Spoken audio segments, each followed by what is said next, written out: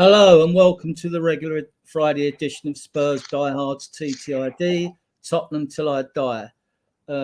Tonight we'll be discussing our fantastic win against Man City, and if we cover all that, we'll do a preview of the game Sunday against Villa at home. Okay, got a good lineup of guests for you. I think we've got a few, maybe 2 or 3 more coming later. So I'll start by introducing Deji Spurs. How are you, Deji? Yeah, I'm good, Adrian. It's good to be back, lads. Good to see you all, and good to see you after a win. I think I would have been more morose had we had the defeat if this was after the Palace game, but I think we needed that pick-me-up. I'm just hoping for a little bit of consistency. I'm not going to lie to you guys. I am a little bit damaged in the sense that I've lost a little bit of my gusto, in the sense that under normal circumstances, I would be expecting us to slap up Villa on the weekend. I am pretty nervous, but apart from that, I'd like to be here. That's the life of a Tottenham fan. What's your location, Digi? Where are you? Where am I? Yeah. Yeah, I'm in London. You're in London, okay. All right. That's the life of a Tottenham fan. I know Alan's in the good old US of A. Yep. Alan, how are you? I'm doing well. How are you guys? Happy November 1st. Yeah. And the clocks have changed here, Alan, as you know. I don't know if you're on change this weekend or not. When you're on change, you'll have to let us know. Right. Yeah, this coming weekend. Same as Canada, then, I think, yeah? Mm-hmm. They might do it for flights and things like that. I don't know, you know what I mean? But there might be business reasons behind it. Right, okay, you're fine. Mark, how are you? Yeah, all is good. It's dark now at like 5 o'clock. Yeah, the winter is here. I'm fine. Unlike Desi, I am buzzing, right? Right. We'll start, right? So normally as we start these shows, I give the guests a list of what we're doing. Line up, first half, second half, substitution, red, yellow cards, VAR, man of the match, team performance, change game.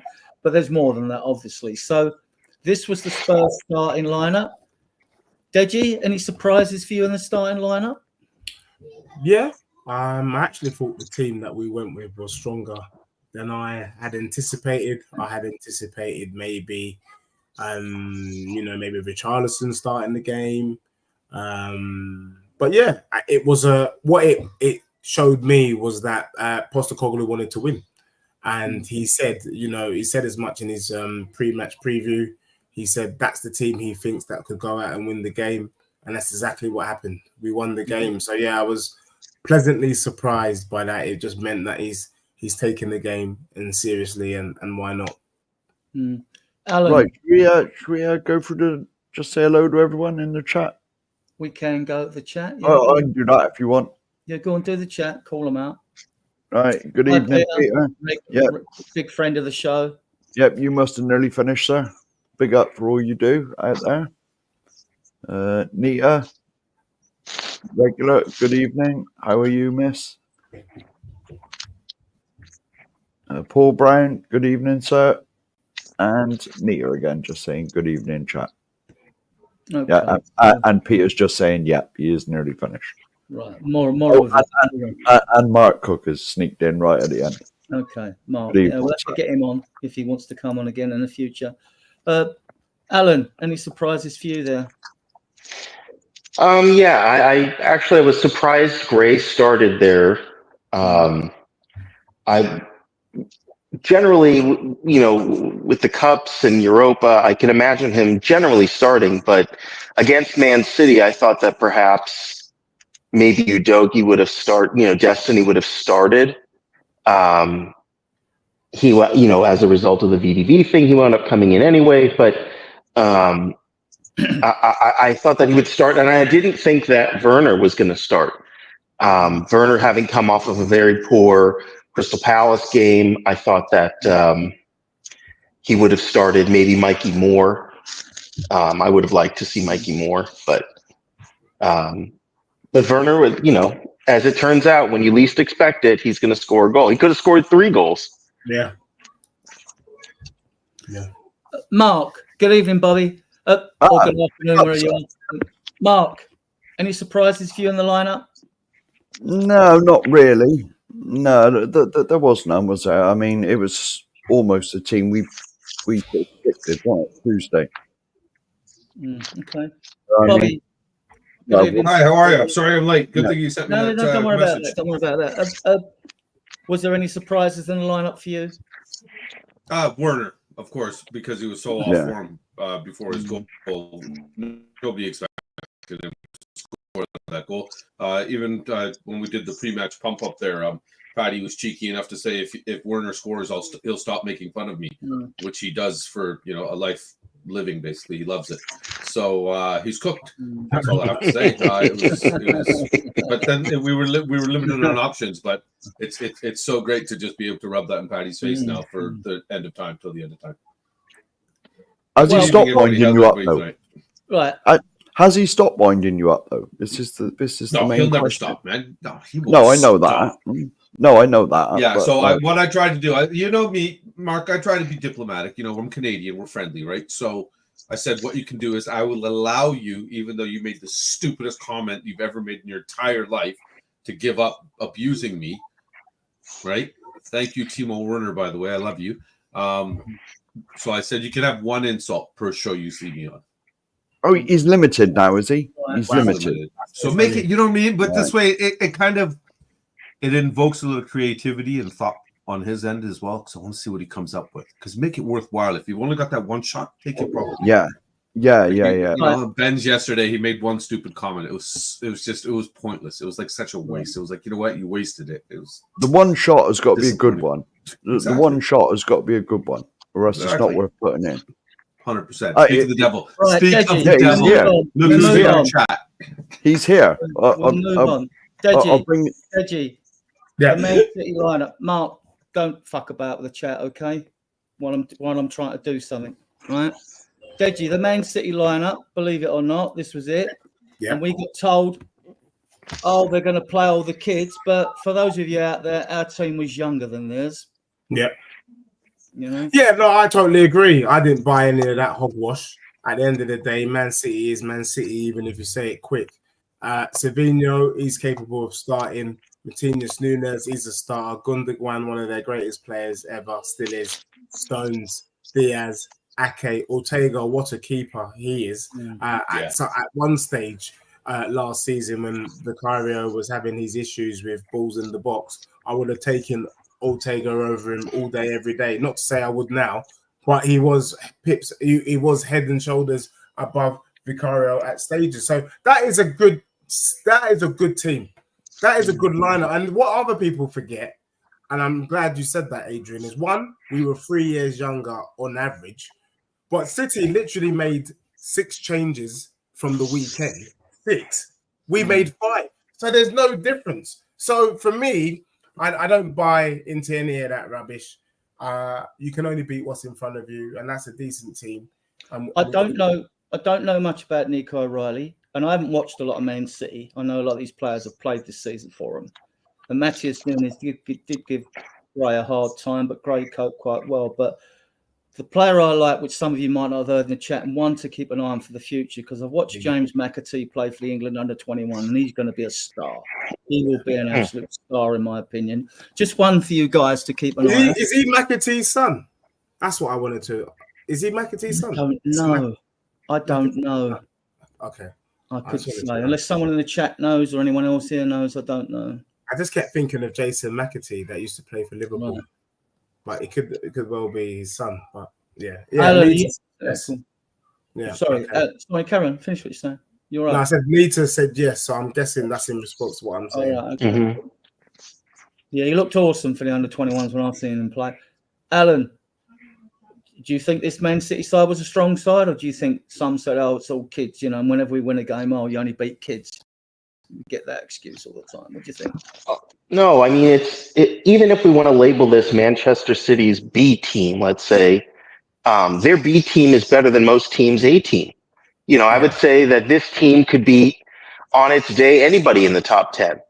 So it's really not, it's just an excuse. Any excuse to dig at Spurs, even in winning, even when we win, they'll find a reason why we won, So it's just Spurs hate. Gundogan, Gundogan is an amazing player. John Stones, I would still take John Stones right now, put him in Spurs.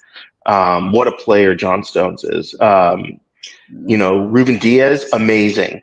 Nathan Ake, fantastic. That's, he's a starter for them. Ortega, fantastic. And the kids that they have, my God, they're really good. They had over 60% possession at the end of the day, a 1.88 XG. They looked really good. We just had their number. Werner could have scored 3 again. It could have been at minimum 3. Richarlison missed a sitter. That could have been 4. I mean, it could have been a higher scoring game, but for our clinicalness, our lack of clinical finishing. So we just had the better of them on the day. But this is a fantastic team. And I wouldn't be surprised if they start integrating some of these younger kids in, as some of their older players start to age out. De Bruyne at some point is not going to be there anymore. Foden is still very young. And Foden, you can't tell me Foden's not a baller. He is a baller, right? Just he's not on our team. That's just Spurs hate. Mark, 8 minutes. This happened. Vicario to Romero, to Gray, to Johnson, who flicks the ball down the line for Kulusevski, to cross for Werner to score a goal, Mark. What happened? Well, in all fairness, tonight, I'm actually going to say that Werner did well. Right? I honestly couldn't believe it. I wasn't even sure it was him when the ball hit the net. I honestly thought it was somebody else. But, yes, he played well. But to be honest, he resorted to type in the second half when he couldn't finish his dinner as usual. But he did well. So he gets praise tonight. I know I've been saying he's been stealing a living. But so £175,000 a week, whatever he's on, he scored a goal. It must be worth it. Bobby, Ange ball at its best, wasn't it? It's best if the quality would have been a little bit higher and people could have finished, as everybody's already said. Richie had the ball thrown right to him, right outside the box. I dare to say both my kids would have scored that, and one's a goalie. So that was kind of frustrating. Other than that, it seems like they're getting on the right page in terms of what the project is and what they're supposed to be doing, and everybody played well. I didn't think there was anything to really discredit. You guys already talked about the Man City team. I look at that team and you say there's 1,000 professional football teams in the world. That 11 is probably the starting 11 for 980 of them. So, did you or anyone else have Werner to score at 10,000 to 1 though? He was 10,000 to 1 to score. He wasn't 10,000 to 1. I mean, who would put that you as well? I put that gag up on and people bit as well, like you did, right? I'm not going to lie. I may need to give a public apology to Timo for several reasons. Because prior to the game, I had literally said on all social media platforms that if I saw Timo in the supermarket, I would just walk right past him. And I wouldn't acknowledge him one bit. But you know what? He took his goal well. I would argue, though, if he missed that, then we would need to be bringing in Navy SEALs officers to remove him off the pitch, because Kulusevski literally put it on a plate for him. It was harder to miss than it was to score. So I'm delighted that he got the ball in the back of the net. The other chances he had, however, was a reminder that he's just not good enough for our club, to be honest with you. And that me walking past him, I might just give him an eye just for the goal, and then I'll just keep it moving personally. But he's not good enough, to be honest. 2 chances he should have scored. Timo Werner, if he was half decent, should have had 6 or 7 goals already this whole season. Yep. And he's cost us. He got 2 goals and 4 assists in 20 games last season. It's just not good enough. It's not good enough. And actually, he's the reason why he's part of the reason why we've suffered the way that we've suffered so far this season in terms of points. So, look, I was delighted because for me, you want to see your players, whoever it is, score goals. But my opinion hasn't changed one bit. Well, I'll stay with you before I move on to Bobby. Yeah. Spurs corner, Kulusevski to Sarr, who shoots from out the box. Goal, 2-0. Another work of art, wasn't it, really? Absolutely phantasmic. And it goes to show, look, I was just saying on the show just a minute ago, you know, Pape Sarr is a good player, and he brings something to that midfield that we don't have. He has the legs. But also, I was happy to not do this little candy football, which is we get to the area, you know, to the box, and then we start doing side to side. And I've been calling it out. Just bloody shoot, boys. You know, Solanke is yet to have a shot, by the way, in the last 3 games, and that's another story that I know we'll pick up. But shoot, if you shoot, see what happens. Maybe they parry it, maybe it goes in. It was a brilliant goal. If you look at it from another angle, it was pitch perfect. So it was good to see. But more importantly than that, is there a shout at starting Pape Sarr? I know we'll talk about it later because I've seen. But you know where I'm going with it. Yeah. Alan, your take on the second goal? You know, it surprised me because they took it short, which I was confused about. I'm like, oh, not another short one. Because, you know, normally we don't have great success with those short, you know, if it's not like Son and Madison in there or something like that. But what a goal. And, you know, Pape Sarr is really good at outside the box shooting.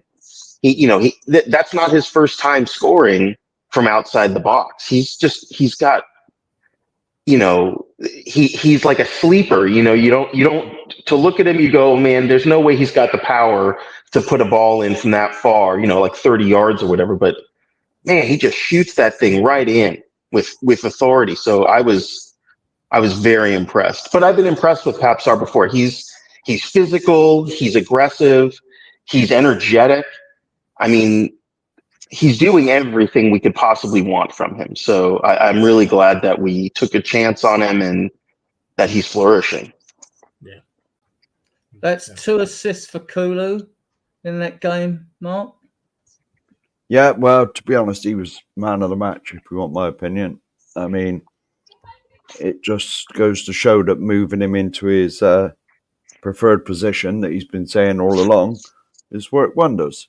You know, because he when he came in, he said he liked that sort of 10 role, definitely in the centre.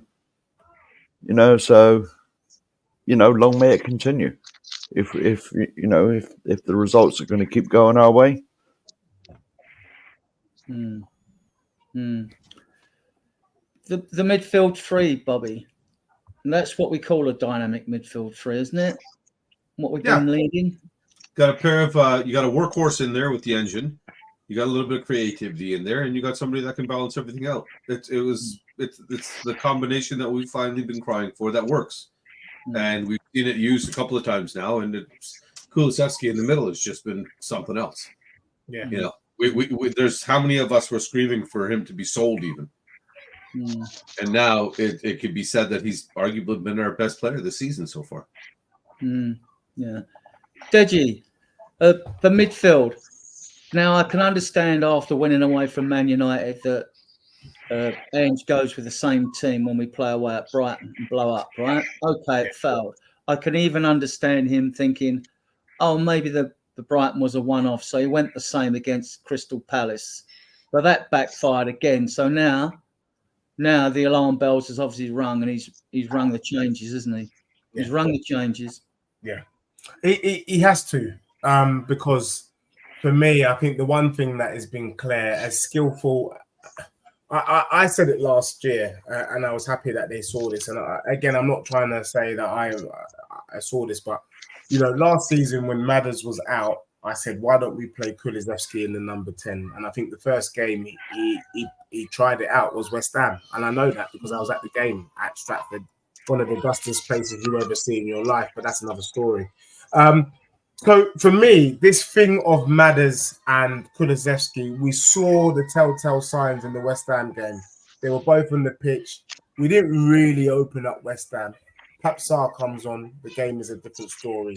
We don't go with that same lineup, and they do absolutely nothing against Palace. He's gone with Pape Sarr against City, and it just looks more balanced. And actually, someone reminded me today, and I totally forgot, when we had our 10-game winning run, it was Madders, Sarr, Basuma. And I think we don't need to force it. We don't need to do a Frank Lampard, Steven Gerrard. Play one of them. I think having that balance, we need the two. We need we need his legs. He gets about the pitch. Yep. He's got a lot of energy. What happens with Madders and Cooley is Cooley can't, they're not getting back. And then they're leaving the, Bentancur or Basuma, by themselves. So I think, it's a difficult decision to make. Obviously, you want all your players on at the same time.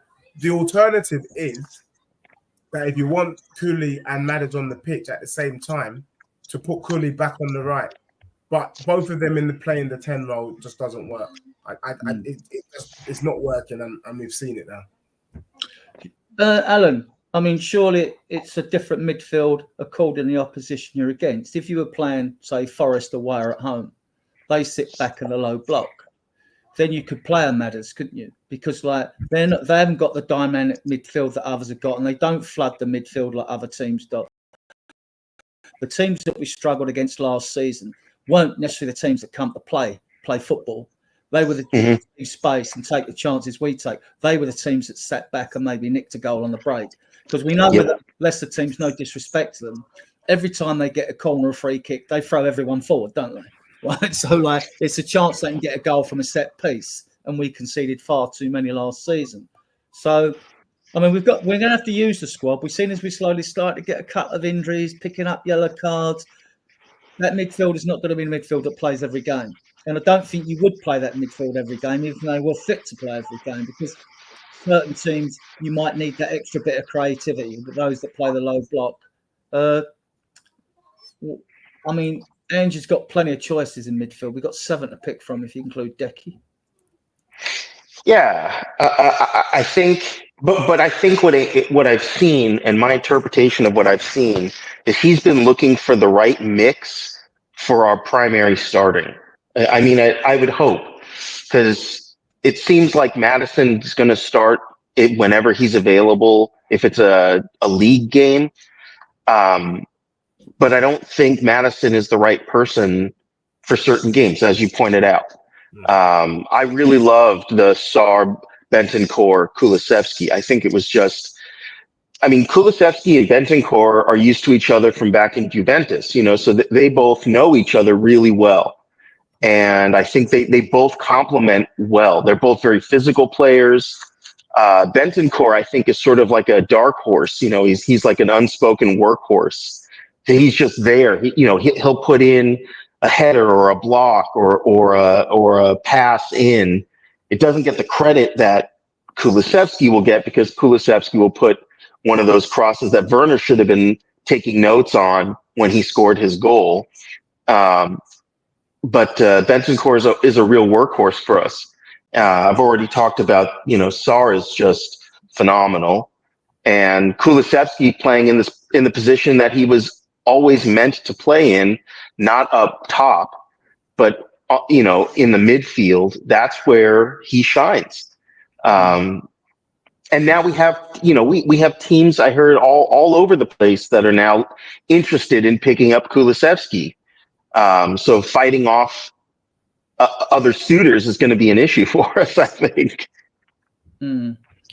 Yeah, I'm no worried about suits for any of our players, because a lot of them have still got 4, 5, and 5 years on their contracts, apart from Romero, who come the end of this season, he either signs or we sell him. We have to be ruthless. If you don't want to play for our club, see you later. Thanks for your service. And I'm the same with all players.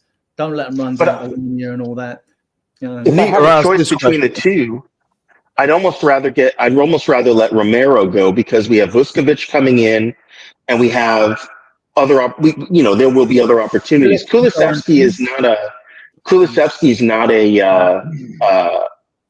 player that you want to just give up easily, I think, because he's such a playmaker, and he can score goals, and he can be physical, and he passes. He's someone I would find harder to replace than Romero, personally. Mark. Yeah, but we had this comment in the chat. Yeah, I'm coming to that later when we come to the man of the match. Oh, Things all right. 4 players listed, so we will come to it later. Mark, I think the Spurs fans have got more confidence in the consistency levels throughout a season you get out of Kulusevski, Sarr, and Bentancur than they have out of Maddison and Basuma.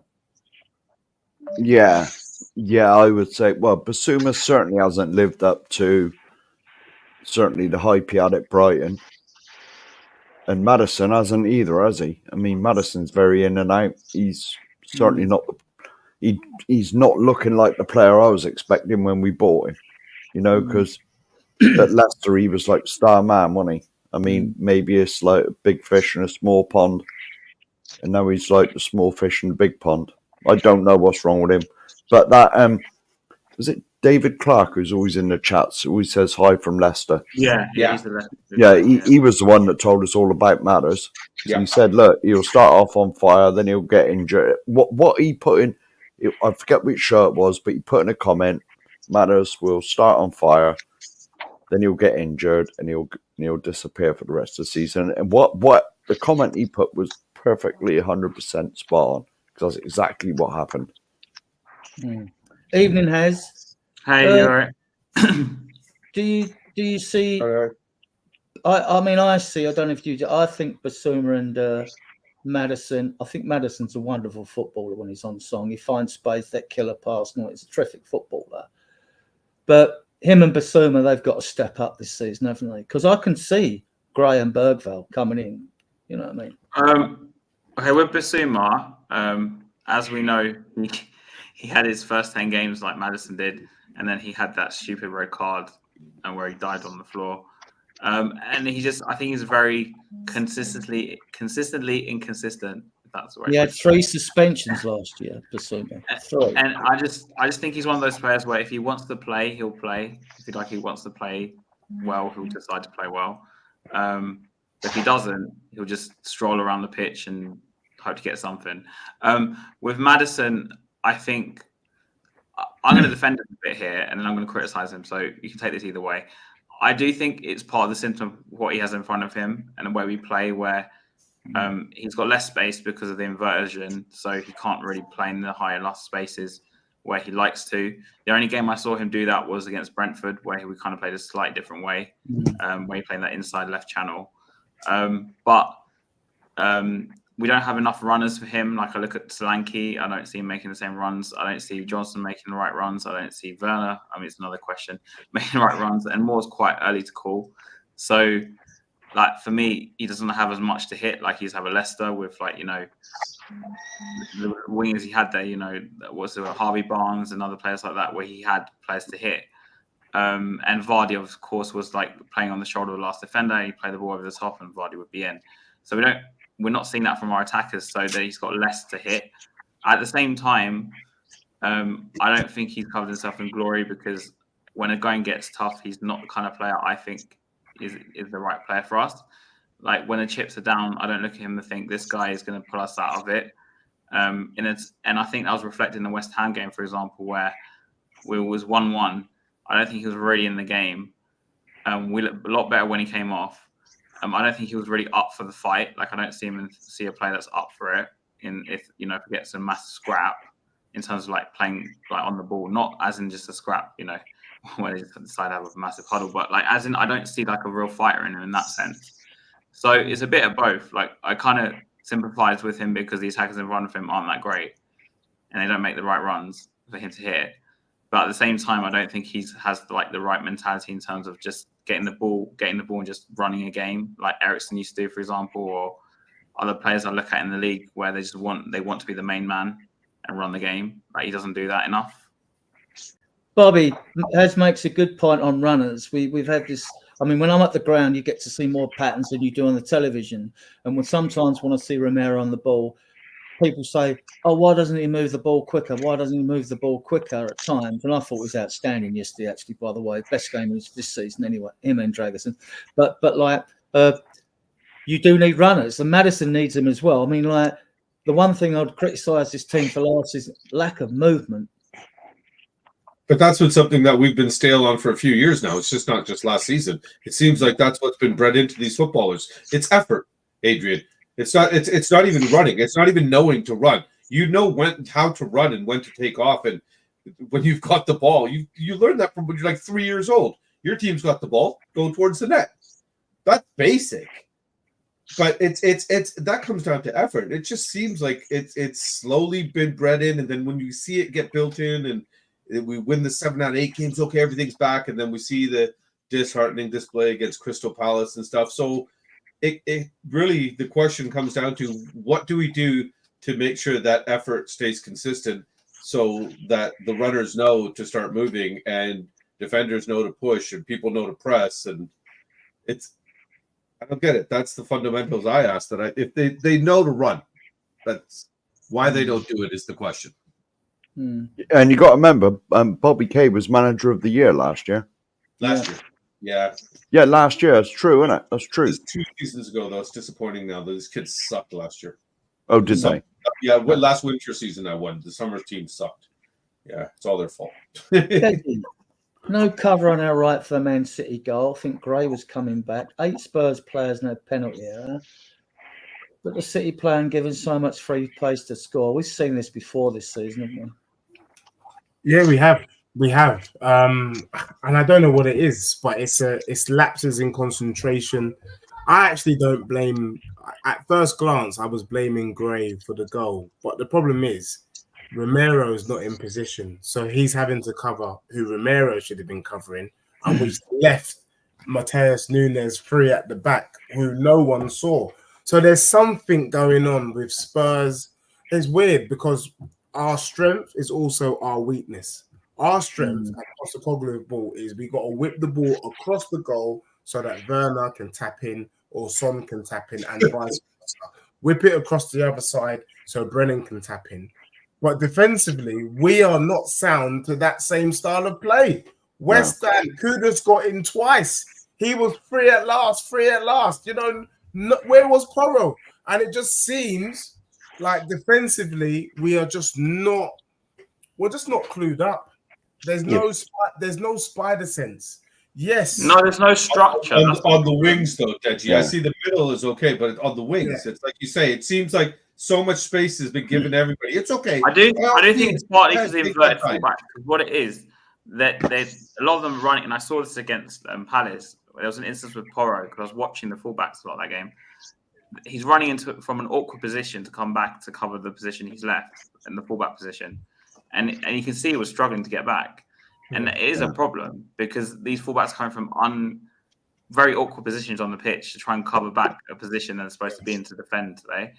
And that's quite down to structure as well. Like when we're off the ball, I don't look at us and see a structure in how we defend. I just think it's a bit of a mess. We just have those brain fart moments. Every game. Every game there's a brain fart moment. Wednesday, I think it was because we just I don't know what it was, but we just decided to stop playing off and went 2-0 up. Archie Gray was following his man when they scored. Archie Gray was following his runner, but nobody realised that there was a man, because basically, whoever that Man City player was that scored, he was stood there on his own. There was nobody anywhere near him, and we see that all the time. Well, we saw it in pre-season with Bayern Munich when they crossed the ball over it, and the bloke, whatever side it come in from, the one on the other side of the goal was just stood there on his own. All our defenders seemed to get attracted towards the ball, and he's just stood there on his own.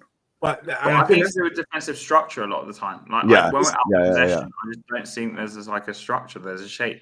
I hate it that way, but no, you're right. But I think to counter that, which is what I was having a go at Postecoglou for the mentality of the boys in the Brighton game and also for the Palace game, is you literally say to Udogie and to Porro, don't let them get the ball in the box. Like, put a tackle in. The amount of backtracking, Udogie's literally moonwalking back, allowing these guys to get as close to the 6-yard box as possible before whipping the ball across the goal area. And I just don't understand why they don't put a tackle in. I do agree with you. Something about them having to run back means maybe they're a bit jaded from that. or we just don't. I personally don't see, and this could just be that my football knowledge is not as imperious as my fellow panelists. I actually don't see what benefit. Not this guy. I don't see the benefit of the inverted role. Don't worry, I agree with you, Deji. I agree with you, Deji. So. Nobody does. Find Deji. In fact, find the opposite. Find somebody that agrees with it. Yeah. We over invert. All the fans. That's one thing. You know, we've got fans that are happy clappers like myself that are deluded and just kind of like, hey, you saw sunshine and rainbows. And then we got the guys that are realistic and break everything down. We got the bloody encyclopedias of everything. Yeah. And we got the ones that say everything's crap. And you know, but the one thing everybody can agree on is that inverted thing. Why? No, it's nonsense. Right. I see Dogi sitting. It's almost like he's in a cam roll for half the game. I want to run this he's past. got legs to get back, but that's why he's burned out because he's forced to put so many miles on every game. It's an really awkward position to come back from as a defender. One last thing I want to say is that game showed me that Archie Gray is definitely not a right back. Definitely not. No, I thought he did okay. Well, no, he was roasted, Ronnie. Let's Matthias Nunes give him a hard test. Give him a hard time. But I think Gray has the pace all right for it. He played 30 times there last year for Leeds. I know we all want to see him in the middle. But he's not a right back. We're going to rotate this squad. We've always seen we're 9 league games into the season, a few cup games into the season. We played 14 games, I think it is, and we're just starting to pick up injuries and more yellow cards, right? I want to run this past you. I don't know if there's anything in this, right? But it's just something that's been nagging at me, right? And you can correct me if I've got any of the teams wrong in here, right? We have conceded goals on the left side of the mark. Oh, I'm not touching the chat anymore. Okay. No, do it. I'll let you do it. I was going to say after this, go through the chat. So after all right. Let's just go through the chat. We have conceded goals on the left side of the goal now against Leicester, Newcastle, Ferencváros, Brentford, Coventry, West Ham, Brighton, Palace, Man City. Is this a coincidence? Now, I know different phases of play, right? It can get switched, so we end up getting from the right to the left, so we can see. But is this a coincidence, guys? I mean, is this something to this, or is it just football? Deji? Look, I think there is. I think there's something. Look, there's a lot of people who have got their binoculars out for Pedro Porro on that side. I do think it's something. It's something down to the structure, definitely, based on what you guys have said. But I also think it's the personnel. We've not. I think Porro. I think you guys have probably said this before, but this team is probably more set up for Conte than it is for Postecoglou. And Porro was brought in as a wing back, not a right back. Did you get what I'm saying? He's a wing back, and he cannot play that role. And pretty much most of those games he started. The other coincidence is that the other 2 games was Gray, and Gray ain't no right back either. So we have put the wrong people in that position. I can't understand for the life of me why Jed Spence hasn't had a sniff on that right-hand side. He's got the pace, he's got the legs for it. You know what I mean? That's his role. Well, we'd rather play him on the left, but that's another story. So I do think that Porro, I think I went as far as to say I would even like to see Porro sometimes swap for Brennan Johnson, because Brennan, one thing. Yes, finally, someone else said it. Thank you. Quite a few people have said it. Even Jim says it. Spencer, right back. Brennan, as much as he scored that goals and he had that little patch, he's not up for the fight. Like, anyone that's physical, anyone that's got a bit of muscle, Brennan is like, count me out, and I'm out. And that's part of the reason why you've seen Brennan invert and Cooley go out wide, because we know he's not going to beat his man. Oh, Postecoglou knows that. So I do agree. We've got the wrong people in the wrong position. The same with Udogie. Udogi's been having a stinker, but he was bought as a left wing back, not a left back. And so it's madness. This, I actually think Conte does well with this team. I've been saying for a long time, and I got laughed at, right, that Conte would kill for this defense we got now. he would have killed for it instead of all the ones that was here like Dyer and Sanchez and long loan, whatever his name was. Long loan. Longley, you mean Longley? Yeah. Well, yeah, but Antonio Conte would have killed for Conte would have killed for this 5 that we got now. He played 3 at the back though, right? Not 4. I mean, he played we've only 3-5-2 or 3-4-3. I mean, we conceded 9 league goals, right? And here there's 1, 2, 3, 4, 5, 6, 7, 8. 8 of them seem to have come from our left side. I mean, I don't know if there's anything in this. It could just be football. Maybe it's Johnson. It's just because Adrian, the point you're making and the point I've been making, one, we can lose a game of football on any given Sunday. It happens. Especially away. But when you look at the goals that we have to work for our goals. Yeah. I don't think we've scored any cheap goals this season.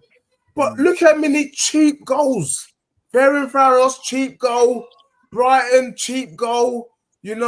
Cheap goals, sorry. Even the City game, cheap goal. Look at the goal Palace scored on the weekend. Cheap goal. Brentford in the first 30 seconds, cheap goal. No, they don't have to work hard to score past us.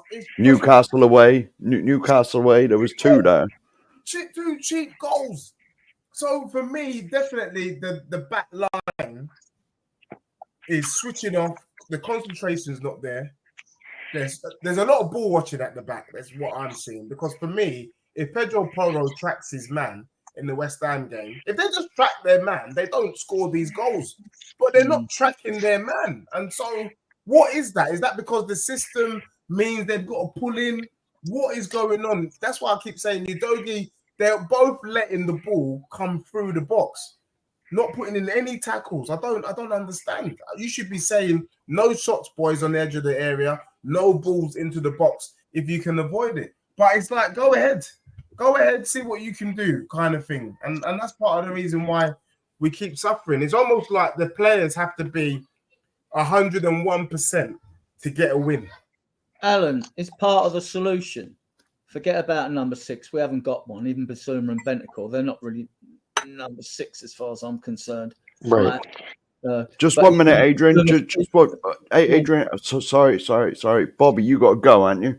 Yeah, she just came down and gave me the eye as well. That was okay. Yeah, unfortunately, Adrian, I forgot it was Diwali yesterday, so we have a Diwali dinner thing to get to. Okay. I do have a replacement for you if you want. Go on. If you saw Message Buck, if you want, I could send the link out. And I have a suitable replacement. I got a heavyweight for you.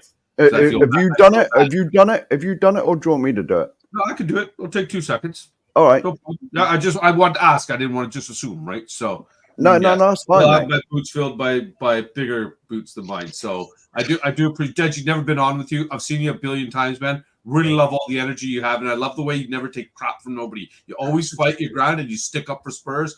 Full heart, man. I absolutely love it. So it's been a pleasure. I wish I did have more time on here with you, but fellas, always a pleasure. Bobby, we'll get you back. We'll get you back even if we have to kidnap you, right? So that's what it might take. But Adrian, I'm sorry. I know this is that's all right. poor form, and it just seems to be happening here. And yeah, Bobby, pleasure, sir. Thank you, yeah, Bobby. but no, cheers, guys. Nice. I'll send the link out to you and everybody in the chat. Have a great Friday night and a great weekend, and of course, enjoy the game on Sunday. Come on, you Spurs. Come on.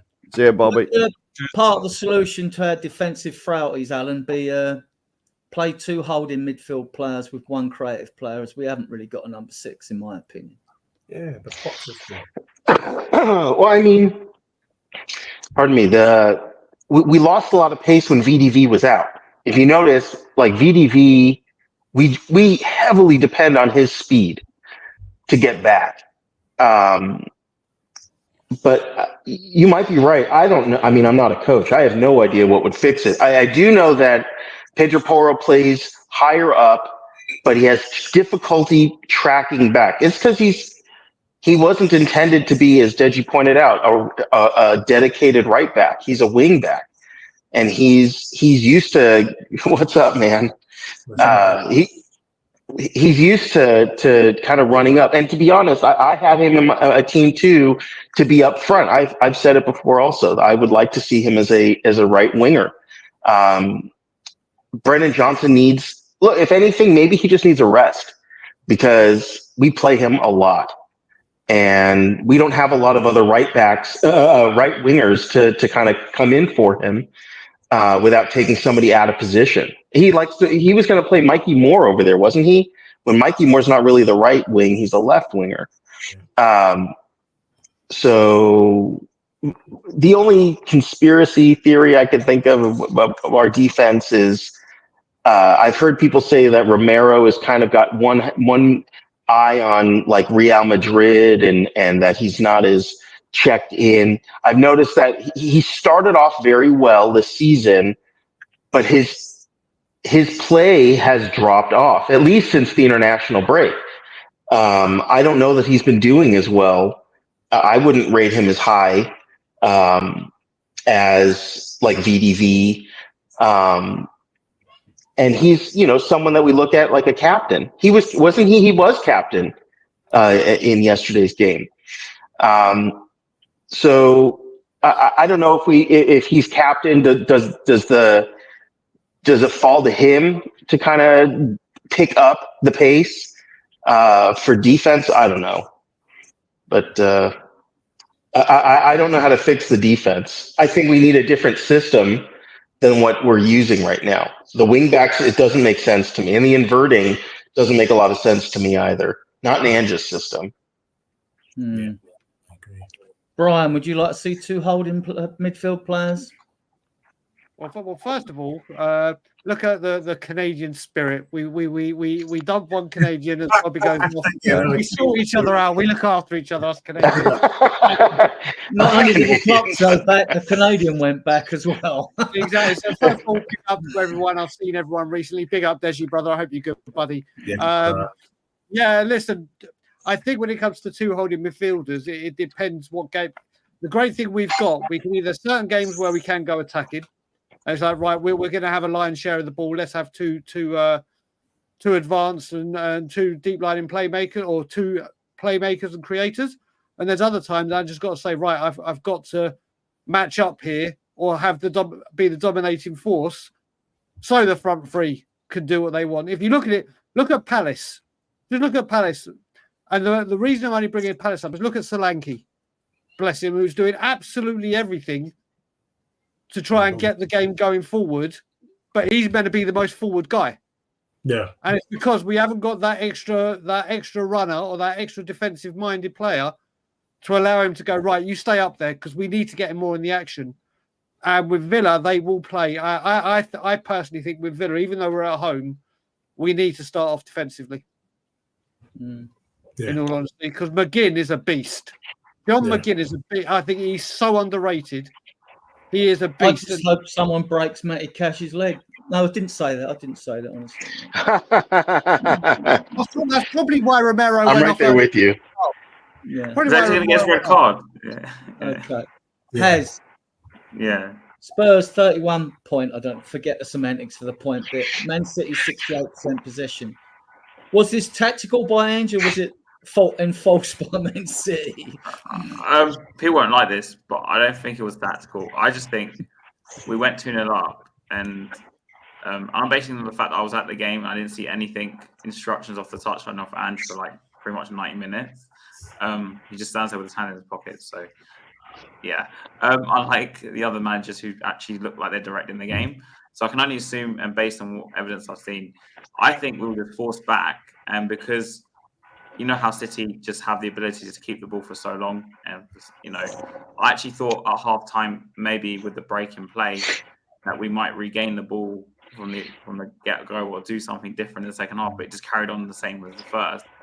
I just think we were just pushed back. And, yeah, I think got away with it in the end because they had 2 or 3 big chances. One which saved off the line. I don't know who it was that saved off the line, but... Basuma, yeah. Oh, yeah. Big shout out to Basuma for saving our game. Yeah. Bukhari ran out, and I don't know what he was. Well, he was just flapping about. He flapped about and got nowhere near it. And somebody shot and Basuma kicked it off the line. Thank Yeah, goodness. I don't think it was Mark, some sort of tactic. I just think we just forced. The players were naturally forced back because City has so much of the ball. Yeah. I personally think that I want to reword what you said because I don't know if people agree with me in the chat or the guys on the screen. That wasn't that Basuma clearance off the line wasn't Vicario flapping. That was Vicario not even looking where he's running. He just ran straight into a herd of players. It's like it was 3 of us. It's like when you teach kids to cross the road. You wait for the green light, you wait for the green man, and you cross. He just ran into a herd of players, not even looking. That weren't even flapping. It weren't even like he's going like he just completely ran into a pack of players. And it was 2 of our players he ran into, wasn't it? There's a couple of I can't remember who he ran into there. I think it was like it's like in American football when they all start meeting up with each other. He just literally he did. If you watch it on replay again, he didn't flap at anything. He just ran straight into him. Yep. Yeah, well, Deji, Man City better team, most possession, but blunt in the attack. If that had been us and we hadn't scored, fans would have been saying we couldn't finish our dinner, wouldn't they? Yeah, they would have been. Yeah, they would have. Look, I think we were just we caught them cold. We got an early goal, which gave us. We were clinical. I think one of our biggest issues has been lack of, not being clinical. And for once, we played City, and they were wasteful. Let's be real. If they had taken some of the chances they created during the game, we probably lose that game. Weirdly, when City come to our ground, we've got something going on because the balls start going into the stands instead of inside the goal. Aguero's penalty, for example. So look, we took our chance on the day. We weren't breathtaking, but it was enough to do the job. And I think for me, I don't want to be overcritical of our performance because sometimes I've been saying what I wanted to see from the boys in the second half was could they hold on? And they did, and that was my biggest worry. Letting in the goal at halftime, we saw what happened at Brighton. I was scared. That City could easily get 2 goals in the second half and win the game. They held on, and you could see that they put in a shift. The boys were flat out after the game. So for me, I was just delighted from that perspective. Should Tottenham be dominating City? No. Did I expect us to dominate City, home or away? No. And I was just grateful that we got the job done. And sometimes I think that's what's let us down this season. They've needed to go out and get the job done, and they haven't done it. But at least on Wednesday they did. Yeah. Alan, better chances than Man City, but we certainly missed some big chances. I think we missed about 30 last season, which probably would have got us 3rd, let alone 4th. We in the City game. I mean, we took our chances. They took some chances. We were less wasteful. That's really it. I mean, Werner, I brought it up before. Werner probably could have scored 3 if he wasn't wasteful rather than just the 1. Albeit the 1 was like a grand slam in baseball. I mean, he connected with it perfectly, and it was amazing. But there was a shot that went just wide, and then there was another one that kind of went right to the goalie. And to be fair, Man City had, as you pointed out, 68% possession. Now, I don't remember too many teams having those kinds of possession numbers against us recently. We tend to have some of the highest possession numbers. So it was a different type of game. We had to play almost a Conte style because we had so little of the ball. So what little we had to be clinical. And, I'm glad we were. I think against Aston Villa, it's going to be important that we maybe make 1 or 2 more of those, convert them into goals, because you got players like Ollie Watkins and whatnot who will be clinical against us and won't be as wasteful as some of those Man City players were in possession when they're in front of goal. So we just have to be very careful. Mark, as much as Solanke works his socks off and Richarlison yesterday, they both worked hard, right? They've got to start putting the ball in the back of the net, though, and we've got to create the. We've got to create the chances for them as well. Yeah, but to be honest, right, going back to the previous bit about like they had 68% and we had 30. At the end of the day, what was the score? You know what I mean? We won, and I'll be honest with you, even though we did only have 30% of the ball, I'd sooner we play like that all the time. You know, I didn't mind that at all because let's face it, in the Palace game, right? The team that was out in the Palace game could still be there now, and it'd still be 1-0 to Crystal Palace, right? How many times? All right, we never finished them, but how many chances did we create with only 30% of the ball, or 32, whatever you put up, 31? Like we had loads of chances. We had loads of chances, like you know, and that was with only 30% of the ball. And yet against Palace, we probably had 65% of the ball, and we created absolutely the square root of Jack. Yeah. You know, so I'll be honest with you, right? First of all, City forced us to play the way we did. Because let's face it, Ange is never ever going to play like that. He's never going to sit back like that. Right? So City definitely forced us to play like that. Right? Because they had like, well, we just couldn't get the ball off them. That's the reason for that. And to be honest, right, when I watched that game, the Man City game, we actually looked like a team. We were defended as a team. We were like, it was quick break, you know, and we were through. I mean, when Werner got put through one-on-one, I thought, well, if that's Son, I'll be honest, when Werner got through one-on-one, I didn't even expect him to score. He's done his one for the season, and so he's not going to score another one, let's face it. But if that was Sonny, that would have been, well, you know what's going to happen. It's going to be in the back of the net. You know, so, I mean, I wouldn't mind, I wouldn't care. Possession means nothing. It's what's in the top left of the screen that matters. Yeah. You know? Can you go through the chat with just a salt polls while I promote the channel? Yeah, you carry on. I to be honest, I forget. There's 35 of you viewing us now, which is good for us. We're a fledgling group, right? Our shows go out every Tuesday, Friday, and Sunday at 8 o'clock. We keep them there so people know when we're going out. Yeah. Thank you all. We thank everyone who comes in and views us and is in the chat. And if you could please leave a comment, that helps the algorithm. Right. Let's move back down to the banner. You know, I just to point out something that to touch on something Mark was saying, it was interesting when we didn't have to play the high line because we really didn't get an opportunity to play the high line. No. We actually looked like a team. Yeah. Yeah, we played more like we used to play with Conte, sitting back a bit and then counter-attacking football. Yeah. And I loved that. It worked. It's funny that it actually worked. Maybe that's just a tactic we have to use against teams like Man City. I was kind of hoping Ange would take notes and say, "Oh, look, it doesn't always have to be high line.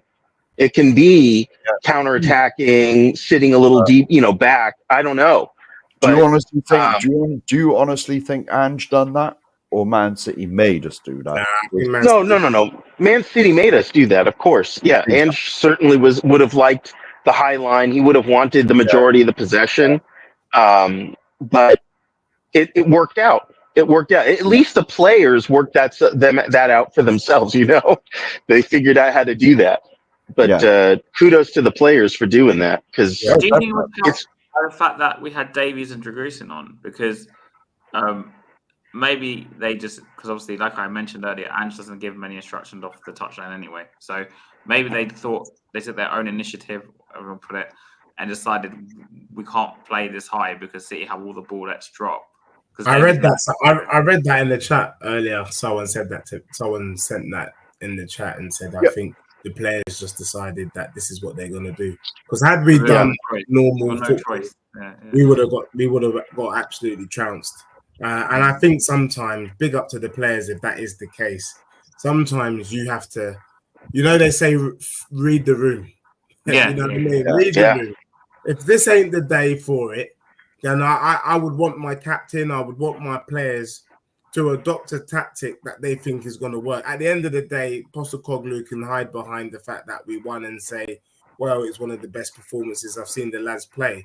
But I noticed also in the game against Palace, we didn't really have our usual game of dominating. And I feel like that is something where we might not see as much as that moving forward. This dominating in the location that leads to nothing is I agree, and it's hogwash, to be honest. I just want an effective tactic moving forward, and if there's a flat back four, so be it. But yeah, I think City were just too good on the day, and I don't mind that. I really don't care. Arsenal did the same at our ground, and they took and they had a narrative on it. They were like, we always knew we were going to score. Rubbish. They were absolutely crap. We outplayed them, but they got the win, and it's the wins that matter. Yeah. Brian, Well, I was going to say, I was going to say this is something that I've completely forgot. That, like, you got to remember, for most of that game, we only had one of our recognised back four in there, because obviously Romero went off, Van der Ven went off. It was only you doggy that was in there. It was Davis, Dragusin, and Gray. You know, and and that is, and so that's 3/4 of our recognised back four missing, and yet we still beat a very good Man City team. You know, by sitting back a little bit. None of that up on the halfway line suicide nonsense that I've been moaning about all season. But do you think part is because of the defenders we had on the pitch, though? Like you mentioned, great. Quite possibly, probably. I never looked at it like that. I reckon probably because Davis obviously ain't got the pace, is he? And Dragusin's not a fullback. Everyone keeps saying. Right. Well, he's not. He's definitely not. So why would Gray want to have an inclination to play as high as Porro does? Because he doesn't have the same attributes. That's where we're Porro doesn't have the speed to get back either. So, and he's not comfortable with it either. And the way you've got to look at it as well, yes, we sat back and we only had 30% possession, but I bet I've not looked at stats, and so I haven't set myself up. I'm willing to bet that we created more chances against Man City than we did in the whole of the game against Crystal Palace and Brighton. And we had 60% of the ball in each of them. You know? So it's like, you know what? It's like what Deji was just saying before, and I completely agree with him about. I went mad after the Palace game, funnily enough, as we all did. But I was like, literally, I was saying, if you look back at it in time, all the great leaders, your Tony Adams, your Stuart Pearce, your Roy Keanes, Vieiras, blah, blah, blah. Exactly what Deji said. When it isn't going the way that the manager wants, these players don't accept it and say, right, listen, we're under the cosh. Let's just change this and do what we need to do to get the game back, which they did, like exactly what Deji said against Man City. But it just annoys me because why didn't they do that against Palace? Yeah. Why did they kept, listen, like I said, I'm more delighted we beat Man City because all I care about the cups this year. But this is what annoys me. It shows that the players can do it. The players can say, right, this ain't going the way we want to. Yeah. If we don't do something, we're going to get steamrolled. Let's adapt and shore things up. So they can do it. And against Man City, it showed that they will do it. Yeah. Now it's just a case of will they do that in the Premier League? If it was a Premier League game, would they do the same? Who knows? But Deji's bang on the money. These players, but you look at it back. I've watched many things on the overlap with Gary Neville, who used to say Alex Ferguson used to be shouting at me, "Why are you doing this? Why are you doing this? Why are you doing this?" It's all well and good barking the orders, and obviously Ferguson reigns supreme, and rightfully so as he did. But he's not on the pitch. He can't. We can see what's going on, but there's times where you're like, right, I can't play this this risky ball right now for risk of something going wrong. I'm either going to A, kick it out, or B, go long, just to relieve. Doesn't have to be for the whole time that you just change the complete. But the good thing is, like Deji said, is it just did show a maturity, and we had a young team out there that they will say, do you know what? We do need to change something to make sure that they don't get the foothold in this game and start steamrolling us. And they deserve credit for doing that against Man City. There's a lot of people going, it's a weakened Man City. All right, it's a weakened Man City, but if you want to say it's weakened, you bring on Gvardiol and Kovacic. Why does that name always come to me? Kovacic, They made the changes, and it was obvious what was coming. But they adapted. They held firm, and they got the job done. So there are slight things to say. Do you know what? Fair play.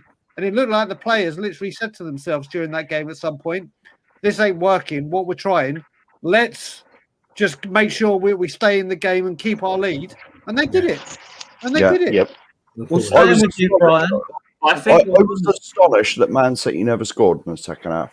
Yeah. You know, because at 2-1, I thought, here we go. But I think in relation to your earlier comment about, City playing their second team, essentially, like it's more, the reason I bring it up in the chats and stuff is more of a reflection of Spurs as a club and Spurs where we are right now. Because when I look back, for example, on Martin Yol and Ramos, when we play Arsenal's second string, we couldn't even beat their second string until like with that 5-1. And I'm not saying City's second string is not better than Arsenal's was back then, but it's more a reflection of the quality of the players we have and the quality of the squad and where we are as a club, where we have to put out our first team to beat a City second team. And we just about did it. So I'm not saying we didn't deserve to win. I'm just saying you need to kind of put in perspective as to what level we really are at. I hear what you're saying, Hasper, but the other thing I would say is that City team haven't lost a game.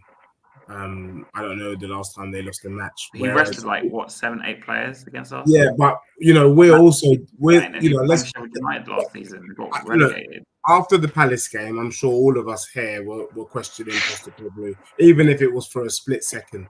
Yeah, which means I'm still questioning him. You know, but what I'm trying to say is we were devoid of any confidence going into that game. Yeah. You know what I'm saying? And they were able to pull out a quite. Look, they pulled out a performance that even Postecoglou said that's probably the best game we've played. Given the circumstances, I would have to say I agree because of the amount of fodder that we have seen. And I think the reason why he said that is because it's the first game that we showed real grit.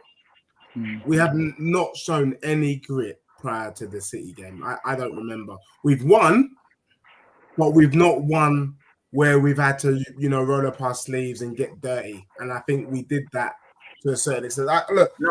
It's not to do with that. It's more to do with just where we are really, because we can't be that great if we're gonna need to do that. This is the thing that gets to me now. This is the thing that starts pissing me. Not you, but in general, Spurs fans.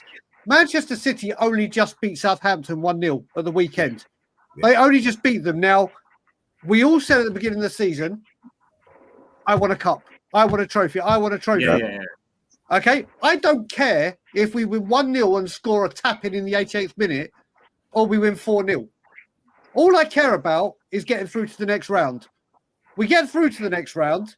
A big fish in Man City has gone out. Some other people have gone out. And now, rather than saying, do you know what, we're one step closer to Wembley, not saying we're going to win it, going, yes, you know what, a big club's gone out and other clubs have gone out.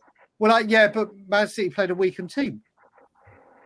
I don't care. It's not that right. There's such a hyperbole when we beat them. There's such a hyperbole when we beat them. But we've got to the point now that when we win a game, what we do is like, yeah, but this player didn't play well. I don't care. We won. We won. You're missing the point. I'm saying because we beat them. There's such I'm not saying you guys. I'm saying our fan base in general. I'm not saying most of them players that Man City team have played this season. I don't know too much about O'Reilly. James McAteer, I said earlier before you two, I've watched him play for the England under-21s. He's going to be a star. Mark my words. You can clip that, right? And our team, we felt it was younger than theirs. It was younger than their team. This before we move on. But then that goes back to the transfer business because we bought a lot more younger players than City did. Sure. But yet their first teamers compared to City's second teamers, which are maybe slightly a year older or something. I don't know. But what I'm trying to say is there's such a hyperbole when we beat them, and it's like if we beat City with Haaland and all these players, I'd be going on here singing "Glory, glory, Tottenham Hotspur." Well, we drew 3-3 there when Decky got the third goal equaliser. Admittedly, Haaland should have scored a hat trick in the first half, but it's not our fault if he misses. What I'm trying to say is, for me, it was a massive reflection that Pep he brought on another kid. He brought on two youngsters actually in the game. I know you mentioned Kovacic and Gvardiol, but he also brought his other two subs were also two youngsters. And the last sub of the game, instead of bringing on Haaland, he brought on another kid. Can I ask a question though? You could have brought on last season, I actually think Pep did us a massive last favour. season we played Ben Davis and Emerson Royale centre back at their gaff and got a draw. Yeah, at the same time, I don't. Just like- For me, injuries like it's not like I mentioned De Bruyne or Rodri because they're injured. City can't play them anyway. Yeah. But what I'm saying is, it's like you can't just say, "Well, we had to play Davies and Emerson." It's because we didn't go out and buy centre backs. That's why we had to play Davies and Emerson. Yeah. No, Right, yeah, right. you're right there. But when you, this is the thing though, when you win a game, especially the cup, it's knockout. You play well, you win. Or sorry, you win, you go through. You lose, you're out. I don't care. I don't care. I just do not care. Yes, we had to play, like you said, rightfully so, because we do not have the strength in depth. We all know that. Believe me, I'm fully aware of what our owners do and what they've done to our club and haven't done with managers. But when we get through to the next round, we're now in the quarterfinals. Last season, we were out of it in the first attempt. Actually, we went out a round earlier because we weren't even in Europe. And we had a horrific performance at Fulham. It's only Man United, Brian. It's only Man United. Mate, don't say that now because the worst thing about it is now they're going to have new manager bounce. They're going to have new manager bounce. All I hope bounce their manager and their team out the ground. All I hope is 3 days before we play them, it's the Manchester derby. So I hope Manchester City absolutely crucify them, and then they're going to be low on confidence. Listen, the great thing about it is we're at home. At home, we could beat anyone right now. Yes, if we'd got United away, I'd have been like, oh, here we go. Yeah, but we're home. Yeah, we're home. Right, I'd worry if we played Plymouth away. To be honest, Plymouth. I think we should beat Plymouth, shouldn't we? Right. I don't know at the moment. Brian, this Basuma Gray booked. Gray took one for the team. No problems with that? None whatsoever. Good. None whatsoever. Do you know what? Listen, I was delighted when we signed Archie Gray. Absolutely ecstatic. I think he's going to be a huge talent for Tottenham Hotspur. This is a 18-year-old kid. He's still 18, isn't he? Or is he 18 or 19, whatever he is. He's come and we've all been told he's going to be a midfielder. I'm not going to say number 6. We've all told midfield is his role. He's played right back, centre back in pre-season, and he's played left back. Not once has he been given. I think at Bayern he played a bit in midfield. He's come on, and in the first half, he was getting roasted. But the thing is, and I'm not saying that Pedro Porro would have been in the same position. It's not saying that he would have been roasted, but it's what Ange asked of his fullback to play. In the second half, I think he was greatly improved. I think he had an impact. I honestly do. He's picked up a yellow card. Well done. You got to remember, he's playing there. I honestly think there is a star in Archie Gray in a couple of years' time. Yes, it's another, in a couple of years' time, we're always waiting. And as you know, Adrian, when I get talking about a certain Alfie Devine, again, but with Archie Gray, I genuinely think there is an absolute talent there. And we haven't seen him at midfield. And because he's playing out of position, and because he sometimes gets found out because he's in that position, he's taken a massive, well, not massive, but it's very. We love to pick a player out. There is a player at Tottenham every game where it's like, right, he's getting it. He's coming in for criticism. I'm not gonna. I think honestly, yes, he needs to improve. Yes, he needs to get better. But I think Archie Gray in the second half had a big impact in the game. And taking one for the team, that's a rite of passage, isn't it? We said Jose Mourinho said we need to be more horrible. Not going to say the word. Well done, Archie Gray, for taking one for the team. Well done. No, he was right to pull his shirt, I thought. Anyway. Damn right. Yeah. Damn right. It's a bit different. If he hadn't have done that, Spurs fans would have been going, why the hell did he not take one for the team? Yeah. It's a bit different. He was already got a yellow card, but seeing you never had that. He was never going to catch him anyway. Gray doesn't have that. No. Yeah. Right. Where was I? I was looking at a banner. It's called injuries, maybe. What was that? Sorry. No, I was just going to say, lad. Sorry, I have to go. Deji, thanks for coming. We'll get you back. You're welcome. Great to see you, man. Again, and I'll see See you you again later. over the weekend. Hopefully Cheers, Deji. definitely, I'll give you a call. All Definitely. right, Deji, Thanks. bro. Right, okay. Thanks, later. Right. On that, just on the yellow card watch, Oh yeah. which I update all the time. We've got Kula on 4, VDV on 3, Madison on 3, Bentaker on 3, Basuma on 3. Basuma always gets a Christmas off. Udogi on 2, Sarr, Porro, Spence. I think I've got this right. If I'm wrong, you can correct me on these cards, but I'll try and keep it accurate. I don't think there's much chance of them making 18 games without getting 5 and a 1 match. Does that get booked in the next game then? Because I think we've got Ipswich at home after this. Yeah, we got Villa at home, then we got Galatasaray away, and then it's Ipswich at home, and then it's the dreaded international break from the 10th to the 18th of November. So if Which I was we to say, we all love the international break, you know what I mean? I mean, for Christ's sake, you have to talk to your family, don't you, and things like that when there's no football. You know? Heaven forbid. You have to be, you have to socialise. I mean, Jesus. I think what you got to look at this, Adrian, seriously, is let's just say none of these players, or especially if Kulu gets booked, he's suspended. But if we get through, and let's just say some of these players get a booking on Sunday against Villa. Let's just say obviously Van der Ven won't. Let's just say Madison and Bentancur do. That puts them on 4. Do you then not play them against Ipswich because you want them for Manchester City? Because that's what you answer that, Brian, can't you? Because you could say, this is why let's get his booking on Sunday. What's the situation with yellow cards if a player was to get a yellow card and be suspended for the League Cup final when we go on and win it, right?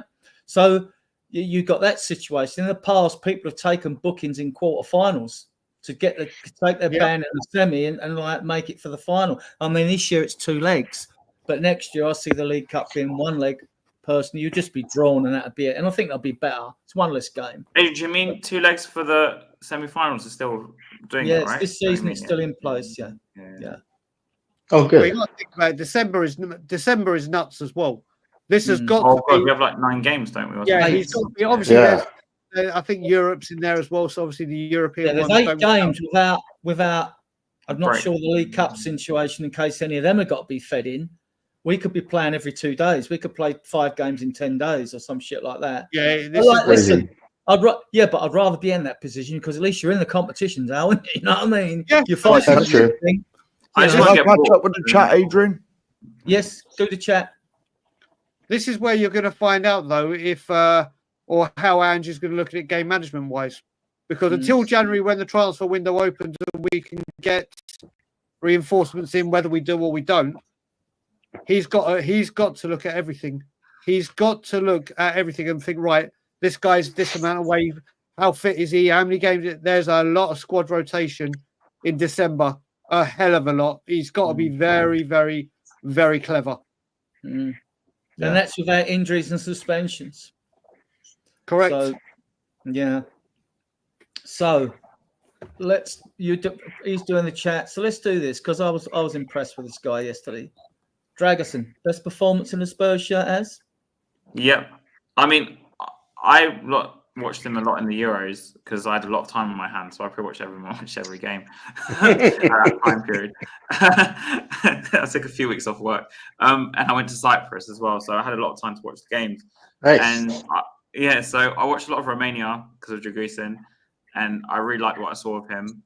He was fantastic, wasn't he, for Romania? Yeah, he was brilliant, and he's actually scored from his first goal the other day. He's a proper old school centre back, which is probably what I've like to see for a long time at Tottenham, really. And people won't like this, but I do actually prefer what I've seen of him to Romero. I know people disagree with me, but anyway. But I think that he just needs regular game time for us to see whether he's going to be someone who's going to take Romero's spot when, as everyone seems to assume, he's never going to leave. So this is probably hit the time for him. And I think it probably was his best performance because as we spoke earlier in the podcast, in the game, we kind of were, whether we were forced back or the players, I don't know, whether you decide we were forced back or they decided to go back. It really suited him. And I think he did a lot of good defending instead of having to try and get the ball out and try and play. And he's a lot better actual defender and I think through Romero. That's just my opinion, but I know a lot of people disagree with me. Alan, your take on Dragusin? Yeah, I thought he had a really good game. Initially he was kind of wedged between Romero and VDV. So it's almost like when you go bowling and you put those bumpers in for the kids, he kind of was wedged in between our normal center backs. So he could kind of have a little bit of room. The only thing I will say is he still looks, if you look into his eyes during the game when he's got the ball, he looks like a deer in headlights sometimes when he's controlling the ball. Like he's afraid to be the one with the ball. But his defensive ability is awesome. And then when VDV went off, he stepped right up and he really did a job. Didn't draw a foul, but did a very good job. And I think, as Has pointed out, he just needs time on the pitch. I mean, it's the only way it's really going to work out. He needs extra time on the pitch, and now he's going to get it with VDV injured. Just one comment. Those bumpers and the temp in bowling, they're for the kids, are they? Yeah, so that it doesn't go into Yeah, I know. Oh, I thought that was natural. I thought that was the norm. You put them up. Right. Brian. Yeah. Man of the match has got to be between these four, surely, yesterday. Oh, without a doubt. I mean, first of all, what I will say, when it comes to Dragusin, the way I kind of describe Dragusin is I always look at the partnership. I know we have Vertonghen and Alderweireld, but if you look at the main partnership where I think there were two total opposites that complemented each other so well was the Managerial and Rio Ferdinand. You have Beauty and the Beast, the brawler and the cultured. Dragusin is that old school. Dragusin is that old school defender. He's the Vidic kind of, not saying he's as good as him, but he's that old school defender. Yeah. I'm the brute. Let me just defend and put him on the ball and ask him to do the Rio Ferdinand stuff, the Jan Vertonghen stuff. He doesn't look as comfortable, which is something he's going to need to improve. But when we play him on the left and Romero on the right, he looks iffy for the playing on the ball. As soon as you switch him over, he's absolutely fine. Yes, we need to get what he needs to improve in his passing, but I think he's a good defender. He is a very, very, very good defender.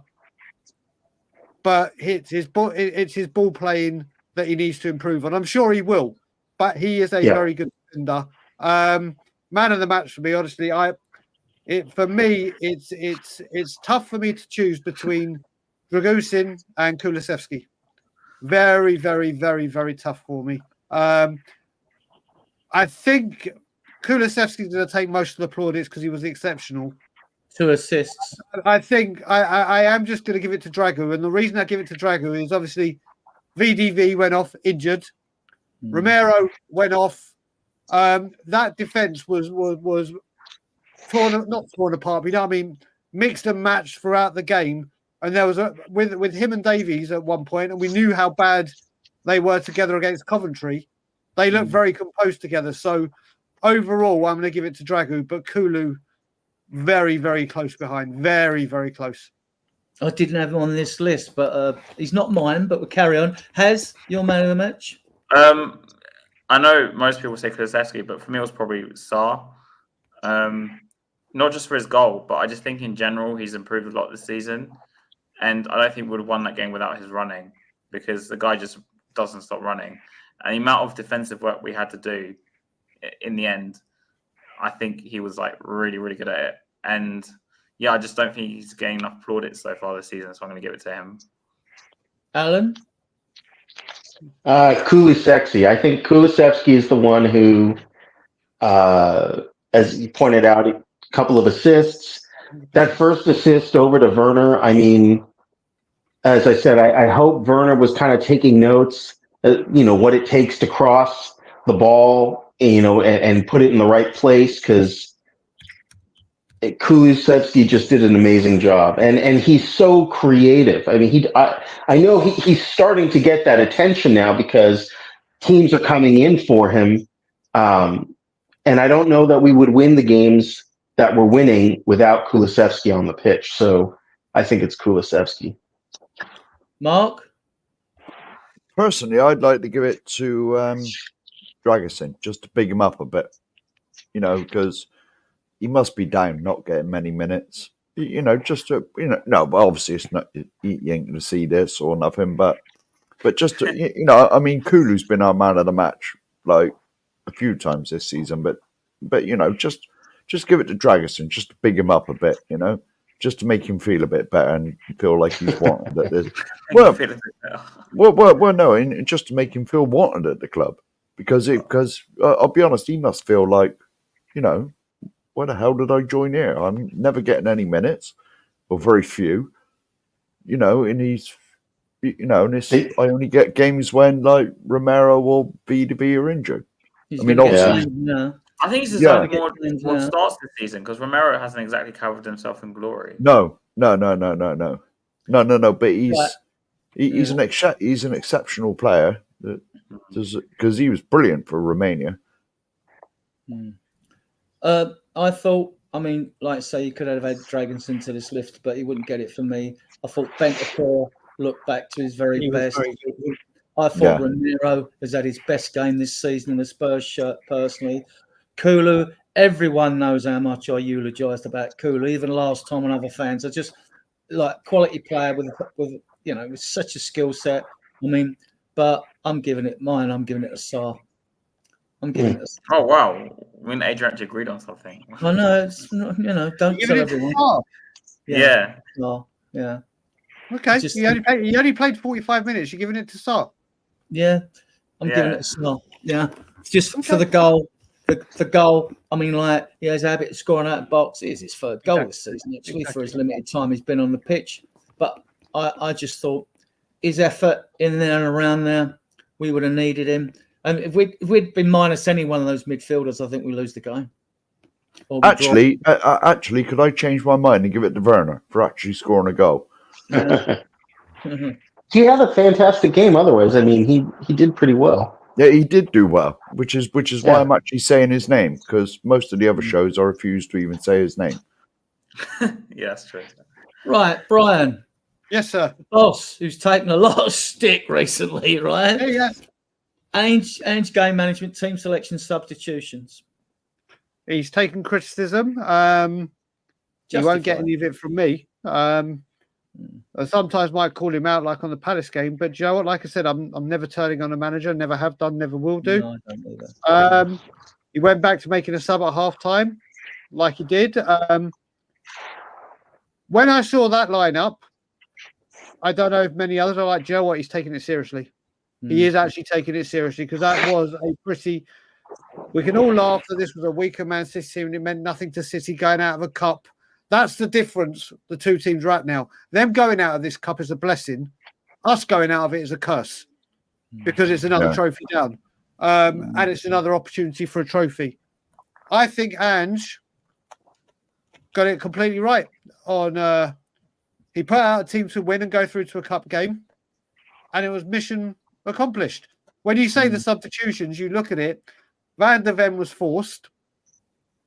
Sarr was so he doesn't get another booking. Romero was because he looked fatigued, or whatever the word it was.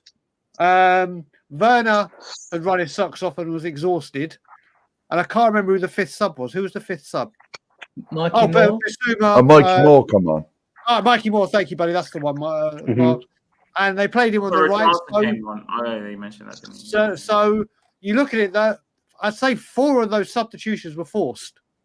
Not right. I need to make a change tactically for the game. He needed to make those changes, but his game management was absolutely fine. Team selection, as I said, as soon as I saw it, I thought played, because if I'd seen it where Forster had been in goal and then he'd mixed and matched it, I'd be like, oh, here we go.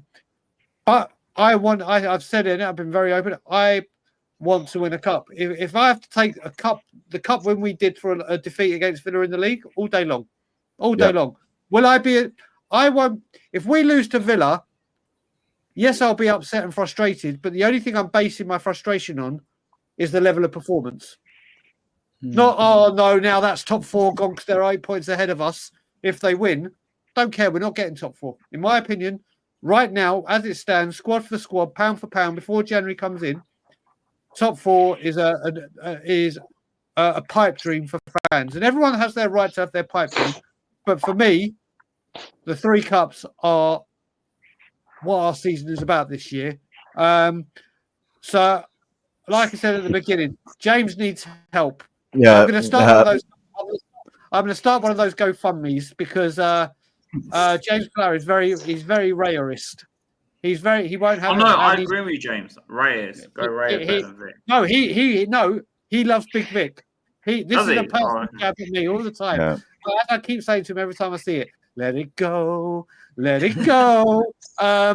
He's got an issue. He's got a complex. But getting back to it, like I said, all I care about this season is being at Wembley, in the FA Cup, the Carabao Cup, and in Bilbao.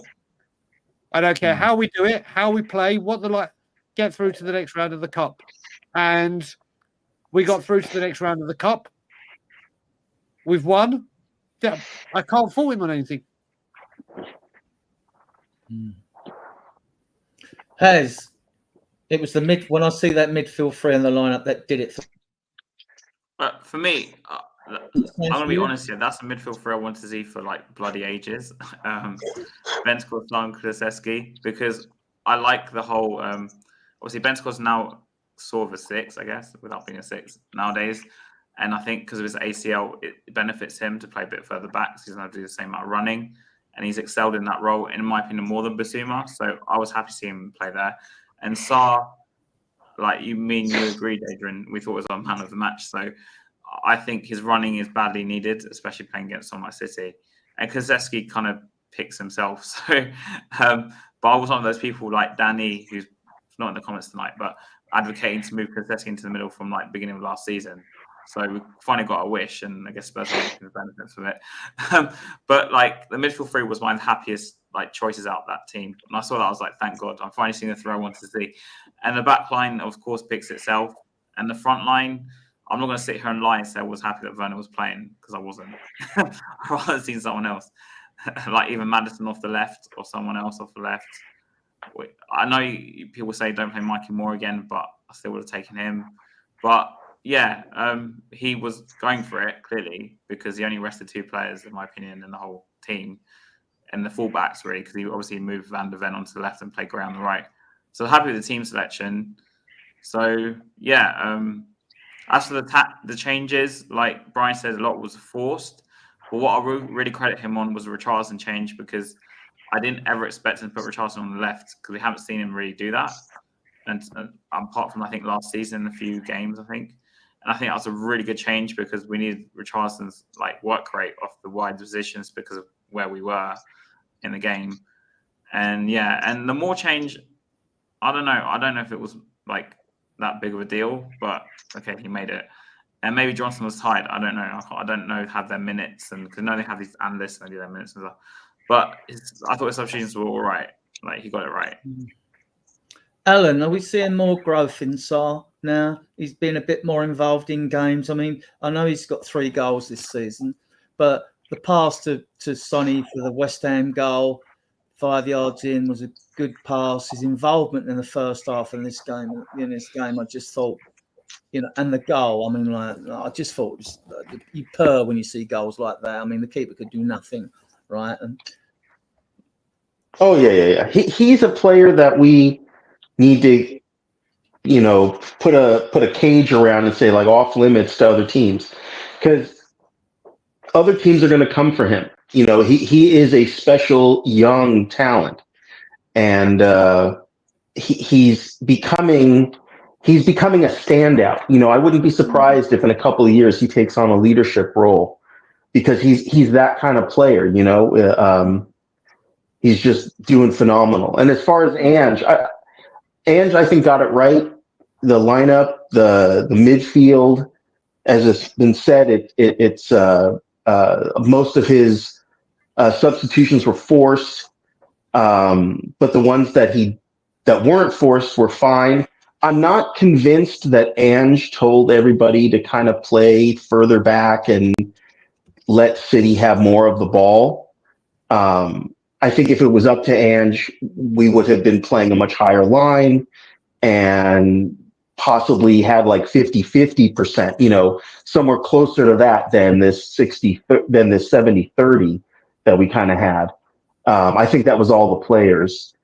But Ange seemed happy. I mean, if he wasn't happy with that, he fooled me, because he seemed very happy with how we played.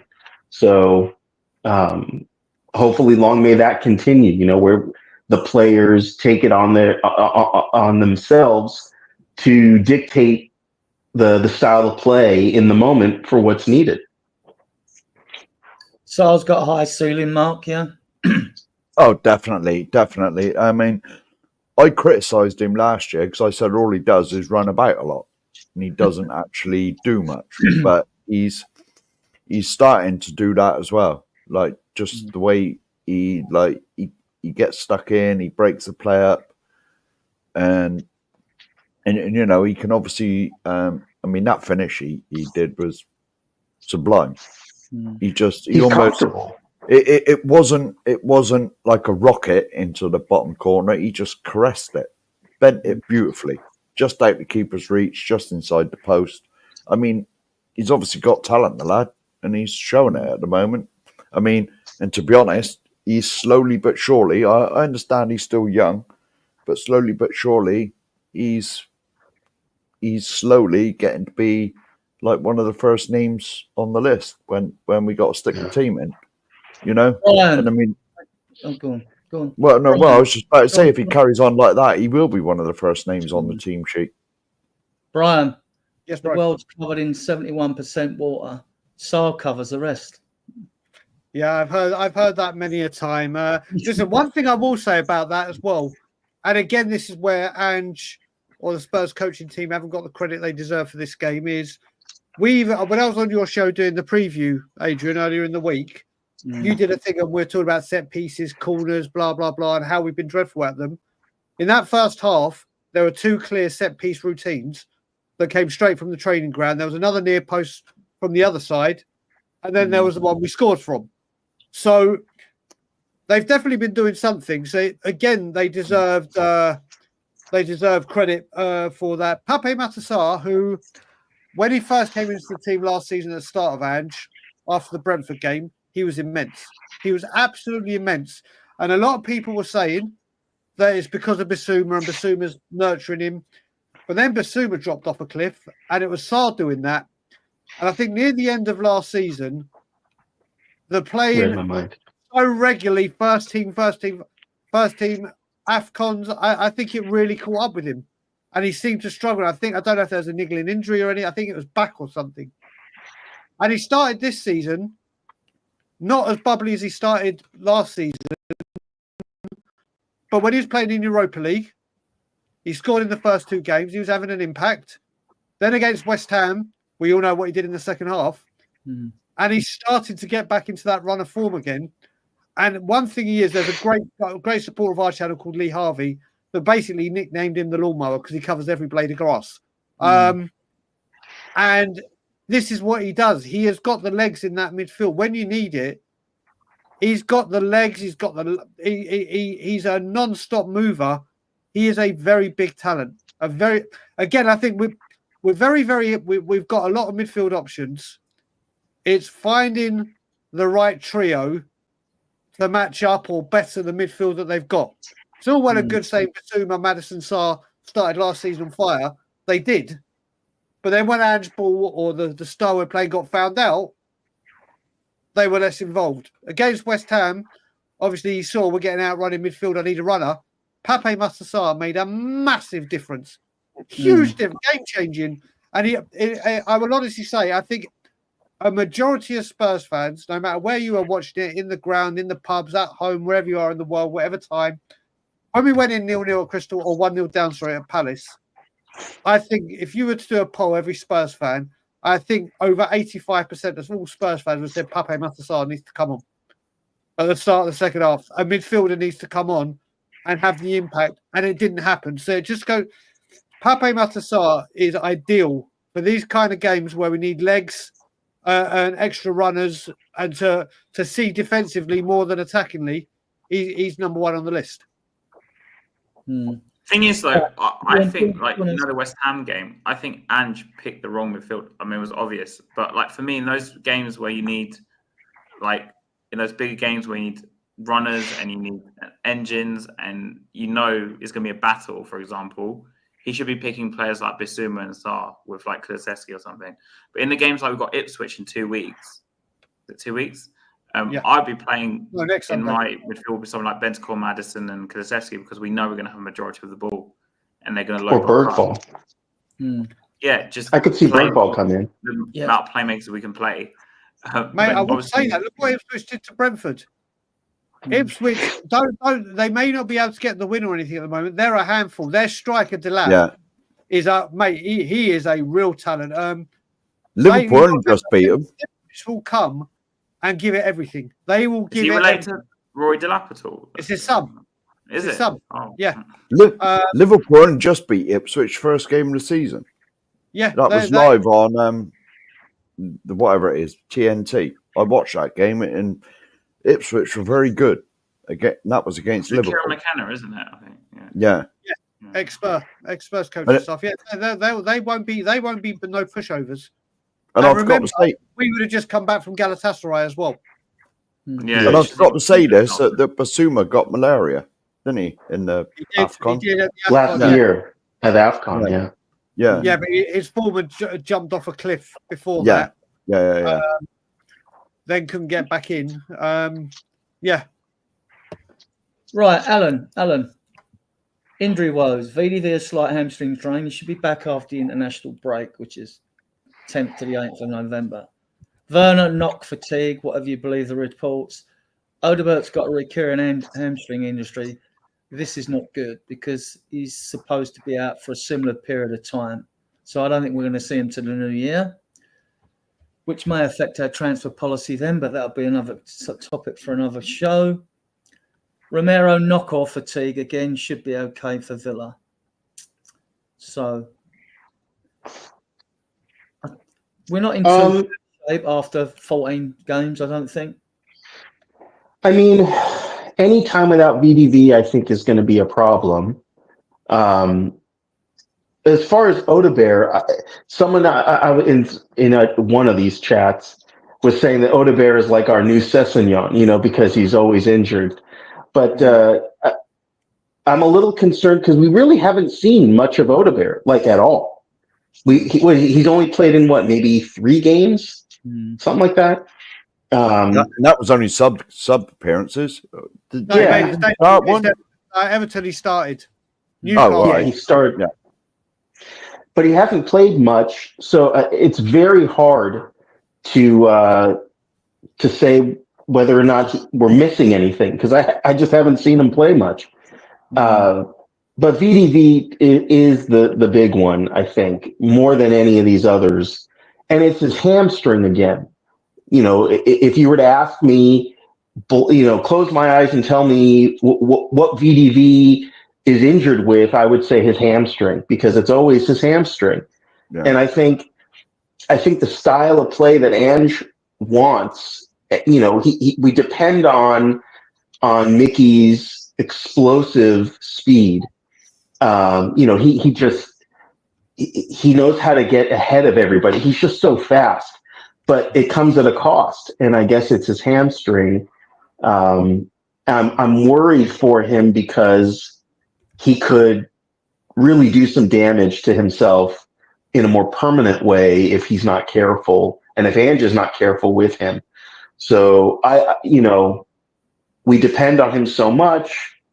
We don't have a player with that kind of pace in the back, and the high line kind of requires someone like VDV to be able to speed back in time to catch up to forwards who may be catching the ball on the break or whatnot. So, the one player is, to me, very impactful, more than anybody else. That's his game, though, Mark, isn't it, though? That's what his game's about. So, what, speed? Yeah, and the science team have got to manage these players better. Yeah, well, to be honest, I agree with what was saying. Like, I mean, if we didn't play this stupid high line and defended normally, like, I mean, I much preferred the game against Man City where we sat in, dug deep. We created a lot more chances doing that. You know, going the other way, and we had 30% possession. I know I said this before, but you know, I mean, it's virtually guaranteed. It's virtually guaranteed every year. Van de Ven is going to be out because his hamstring's gone. Yeah. And I blame it on the system. I really do, because you know I don't like this system. Mm-hmm. I've been saying it for months on this channel that I don't enjoy this system, and the stupid cheap goals we keep giving away. But you know, it's just one of them things. If we're going to play this way, then unfortunately, Van de Ven's going to have to get some artificial hamstrings. The annoying thing about it, Mark, and I keep saying this, and it really pisses me off. And other people are like, "Oh, it's not that big a deal," but to me, what is a huge deal is when Spurs players pick up injuries. Yeah. For some reason, we refuse to put them on a stretcher. Why do we do that? Bentancur did his ACL at Leicester. Oh yeah, just get up and walk around the pitch and then walk right round. Van de Ven with his hamstrings. Yeah. If a player's hamstring has gone, don't get me wrong, it's either a tear, rip, or a strain. Why risk him walking on it and doing more damage? Put the guy on a goddamn stretcher. Yeah. And just take him into the medical. You saw, listen, I don't know what the Manchester City injury was with their winger, but it was like deemed. I cannot remember, and thankfully, in a way, because you never want to see an injured player leaving on a stretcher. I can't remember the last time we've had a serious hit where a guy has left on a stretcher. It's like, walk it off you walk. It really, I mean, I don't know if it's just a me thing. It really frustrates me when Van de Ven, you saw how much discomfort and pain he looked in when he was walking off. Yeah. He's obviously done something to it. Get him on a goddamn stretcher and get him into the medical. When Maddison has walked off with his ankle injuries. Do you remember the days as well when the trainer used to they used to stick their arm around the trainer and they used to sort of help. You don't even see that anymore, do you? Someone said to me once, it's the players that decide they want a bit of dignity when they walk off. No, stuff like that. No. Mate, there's no harm. This is the part where I'll be like, I don't give a monkeys if they want their dignity. Get the ambulance in. Of this football club and a major part of the first team. Do I care that his feelings are hurt that he's got off on the stretcher and it doesn't look good? Or that we may have prevented him walking on it, aggravated? Yeah. Get on the goddamn stretcher and go to the medical team. It really bugs the ambulance comes on in. It really, I don't, like I said, it could be just a meeting, but I get so annoyed that. Yeah. Listen, if it's an arm injury or whatever, fine, you can walk off. You haven't hurt your legs or whatever. If you've hurt your leg in any way, jump on the goddamn stretcher and go into the medical team. You never know what that walk could do. Yeah, that's I completely agree with that, to be honest. Right, we'll go on to this. We'll stay with you, Brian. Sonny back for this? Is he? I don't know any team news. I've been busy today with Alana. I got no idea what he said. I would thought if Werner's got a slight tweak, you'd keep him on the bench anyway. Well, I'd do that anyway. Yeah, mate, do you know what? Honestly, but he's going to have to be used unless it gets to January. And unless it gets to January and we're fit and we've got a full squad, we ain't got no injuries and suspensions, and you could send Werner going, and that would create a space for Spence in the Europa League. But it virtually means in January, can we bring it? This is a different conversation, though, is it? Whether we'd bring another European player in January when we can't fit him in the squad. I'd be looking at English players because the thing with me with this one, this is where me and Lord Rodney Trotter have been speaking about it. Eugene said it doesn't matter about Galatasaray because we're doing well. To me, Galatasaray, forget the performance. They're walking into hell. We need characters there. If we don't need, listen, we choked at Brighton and Palace in our last couple of away games. Yes, Palace fans can be very hostile, whatever, when they get going, and they were. Brighton, whatever. This game isn't about the boys, it's about the men. You're going to forget the result. Like Eugene said to me, obviously I want to win, but it's not going to have a major impact on where we're going. This game is going to be a real test of character. And if the boys can get the job done in Galatasaray, under that hostility, the confidence and everything that they could get from it is massive to me.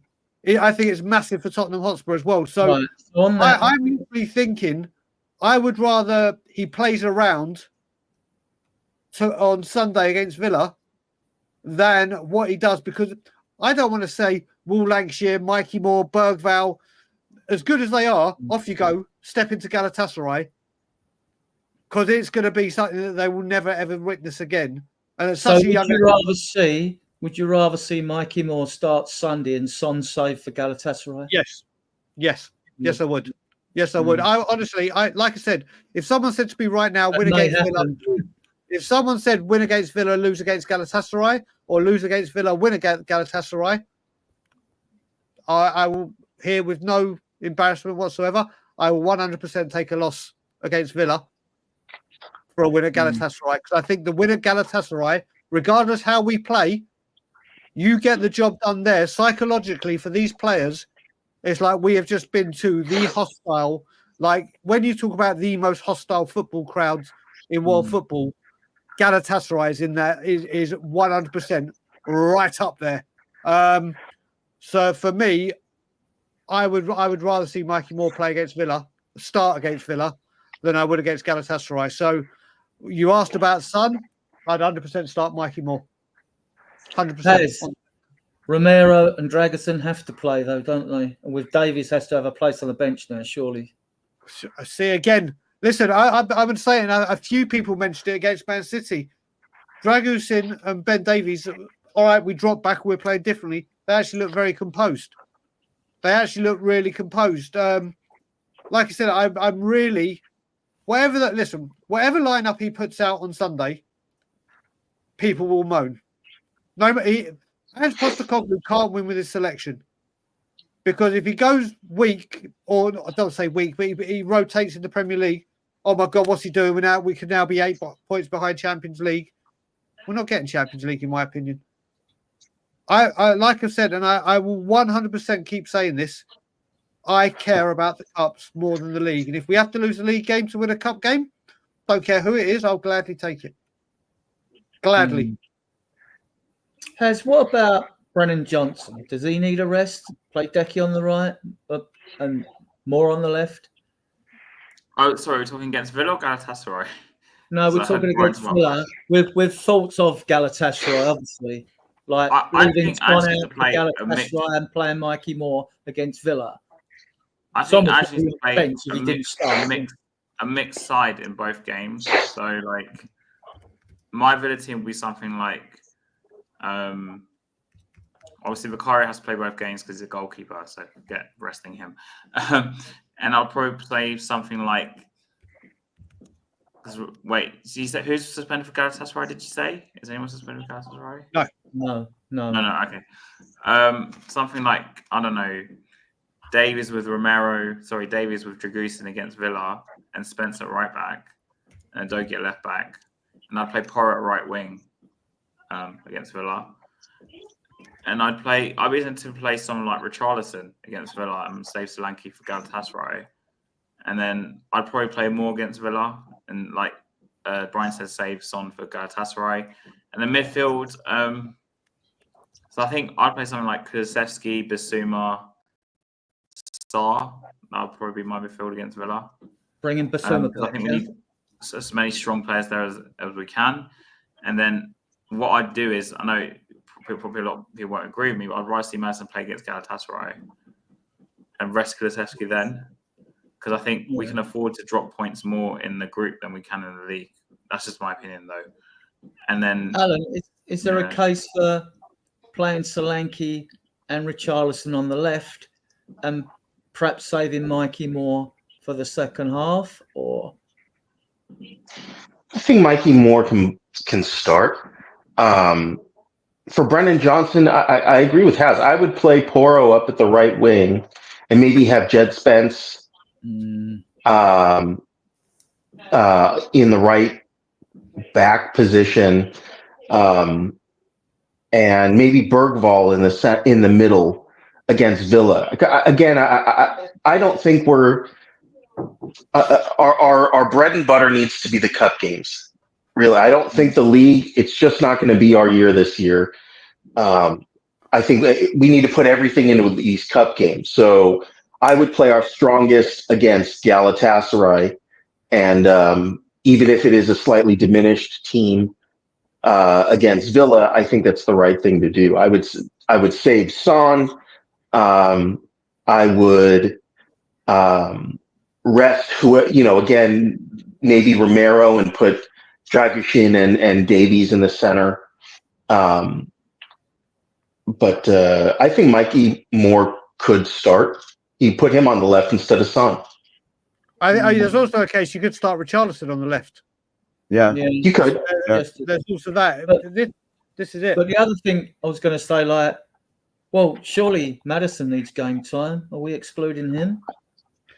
Would you rather him play against Galatasaray away and under that atmosphere? Would you rather give him game time Sunday? I think Adrian, with Galatasaray, with Galatasaray, I think he will go 2 holding midfielders.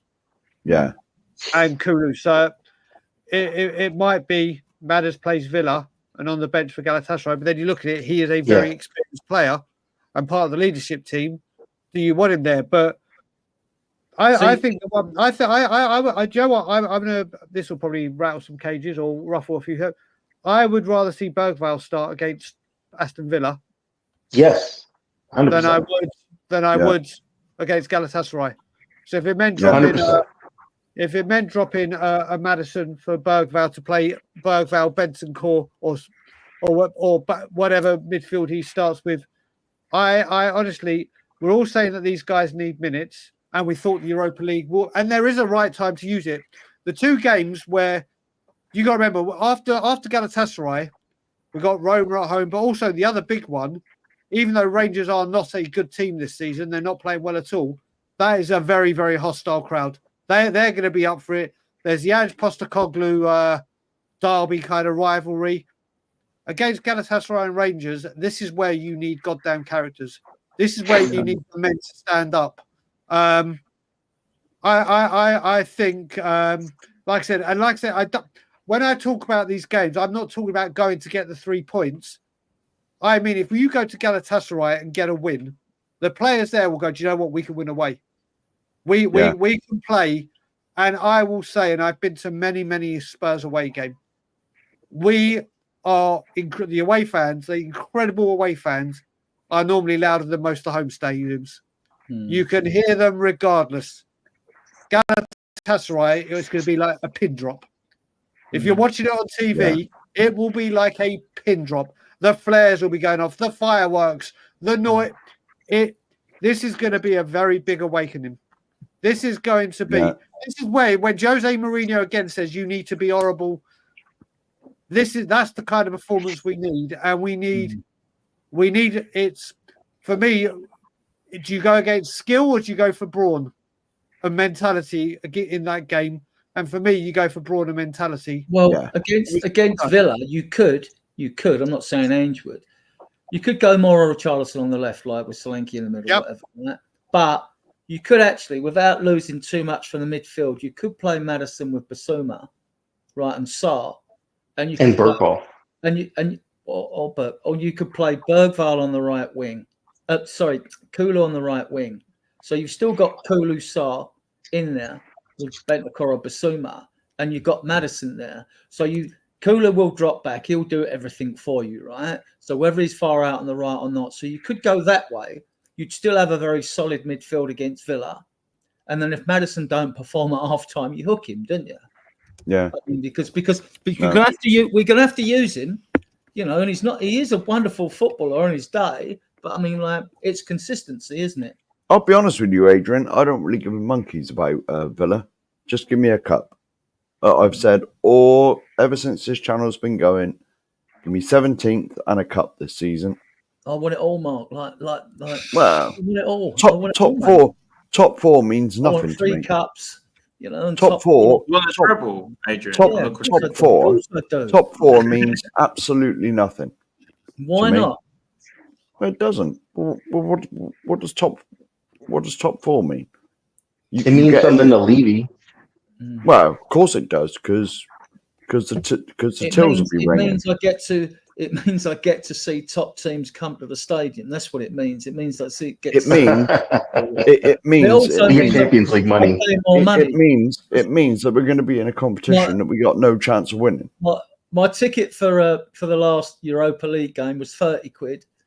The ticket for Well, it'd be 70 if we get in the Champions League. Yeah. no, the ticket for Rome was 60. It's double because it's category C. Right? Yeah, So, of course. Of course, because it's not. I mean, like, this is just one of those things. But so, well, look, when we're looking at a team, obviously for both those games, it's going to be Vicario and goal. Surely ain't going to bring Foster in for that. Oh, he did well in the last game. Let's be fair, made a few good saves. Did he say that? Fair play to him. Yeah, he did. I had a good game. I think it's going to be because centre backs generally you haven't. I mean, it's reading a game and all. It's not the most hard-working position. You've got to be intelligently aware, spot danger, and all that. I just think it will be Dragusin and Romero because those two have got to develop an understanding. This is the other thing. Dragusin's got to develop an understanding playing games with Romero, and the same with VDV. If Romero's, this has got to happen. Surely that has to be in the coach's mind. So I think those two will start. I think Davies is a certain to be on a bench. He's not sexy, but he gives you a solid 6 every time he plays. Someone's a bit more, and he's experienced. Adrian, just remember as well when you say Romero and Dragusin. When we go to Galatasaray, they've got the shabby little front line of Icardi and Osimhen. So, do you want to play those two a full 90 minutes against Villa, and then it looks like they're going to have to play again against Ipswich because Van der Ven ain't back. And then it's a question of who plays on the left because against Newcastle away, Romero was on the left when they got their second goal, and Dragusin was playing everyone onside on the right in the right centre back position. So this is what we need to see. Before we can, all these permutations in our head, it's going to take up until Christmas for us to really get to grips with all of this. Rinketic, I have to say, Rinketic, as intense as the rivalry may be in Stockholm, I can guarantee you it is nothing like Galatasaray. I have watched a lot of mate. I have a lot of Turkish friends back home in England, and a lot of them, my very closest, are Fenerbahce fans. They got a new stadium as well. They are listen. The attendance will be bigger at Galatasaray. Just the drive, mate. I appreciate that Stockholm may have some big derbies and it may be intense. I can promise you, it is nothing, and I do mean nothing, like Galatasaray. I think that's why I would put Davies with Dragusin against Villa because at least I thought they were quite decent as a partnership actually against City. Yeah, they were good. Well, you're right. And you save Romero for midweek to play with Dragusin because I think you'll need more of a strong centre-half partnership in terms of physicality anyway. And then that means Maddison will play because he'll need to be captain if Son is out. But then can we send this to Ange Postecoglou? Send this to Ange.Postecoglou and let's see if we get it right. But I'm saying, and I would still play Kulusevski against Villa because I wanted to get booked so he misses Ipswich because that's the game I think. Well, Ange is going to have to assess the squad tomorrow when they come in for light training or whatever they do, just to see if anyone has got a slight knock and all that. And you hope the players are honest, but they'll all want to play. He's going to, obviously he's going to go to win all 3 games before the international break.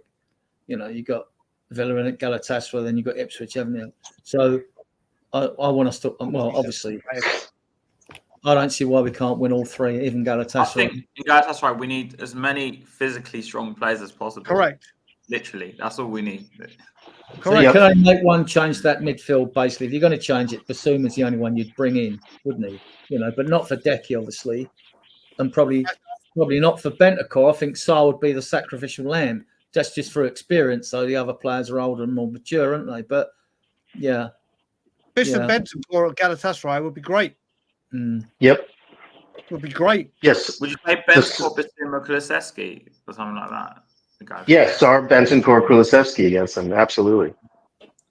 No, I meant. Sorry, I said Bissouma, Bentancur, Kulusevski, or is that instead of Bissouma? I see Maddison starting Sunday because I think, the Galatasaray game. I think you need that triumvirate of three hard-working midfielders in there. You're away from home, aren't you? Like, as we say in the old days, at least two holding midfield players. I see Maddison starting Sunday.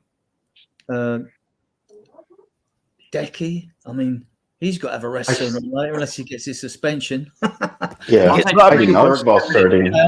Maybe Angel think I'll just wait till he gets the yellow card and then then take him off and then take him off. Didn't Bergvall and Madison pair up pretty well? But didn't they play together before? I thought they played pretty well together. I thought Bergvall was immense in one of them games against Bayern Munich in the preseason. Yeah. When Gray got bullied in one of them games, actually, but he's learning as well. But I thought Bergvall pops up everywhere, and he's like a mole in a golf course, and he pops up everywhere. I mean, and he's technically super. I mean, he's got this great skill set, and he, like you say, he's got to get game time, and maybe it'll be, I don't know. I mean, I don't think Angie's frightened of throwing him in. It's just when. It's just a question of when he wants to play him. I mean, he's give Mikey Morris chance. He's give Gray enough chances. So surely Bergvall has to be next. Well, Maddison also has to get game time in his legs as well. So I think with Bergvall, and I relate this to Moore, the difference is when Moore made his cameos against, for example, United and some other games, he kind of gave Ange, or the manager, whatever we call it, something to go off of. When Bergvall's played, I hate to say it this way, but I've not really been that impressed with what he's done. Bergvall against AZ Alkmaar was brilliant until he went off. Yeah. He was brilliant until he went off. And as Kulusevski's playing this well, you're not going to drop him. So and the difference with Mikey Moore is simple. And if you're a forward, you can make a mistake, and that's not so bad. If you're in midfield and you give the ball away in a poor position, you end up conceding a goal. It looks worse, but it looks much worse, doesn't it? Playing up front can be a bit more forgiving unless you're Werner. But I mean, I just see Maddison starting against Sunday because I just think he's missed a game. He's going to start. You can always I'll be honest. We're stuck in the mindset of 11 players. It's our first team. That's it. It's not. It wouldn't hurt. What is improved technically? It's young and still developing, but it's improved technically because Sarr and Bergvall are better than Skip. They're better than Ben Davis. They are just better technical players than them. Right? You say that they will be, but I tell you now, seriously, if Pierre-Emile Højbjerg had been here and come on in the second half, some of these results don't happen. Whether you like it or not. His mentality, if he was still here, he would be my first name on the team sheet against Galatasaray. 100%. Right, good point, Brian. Let's stay with you on that as you brought it up, right?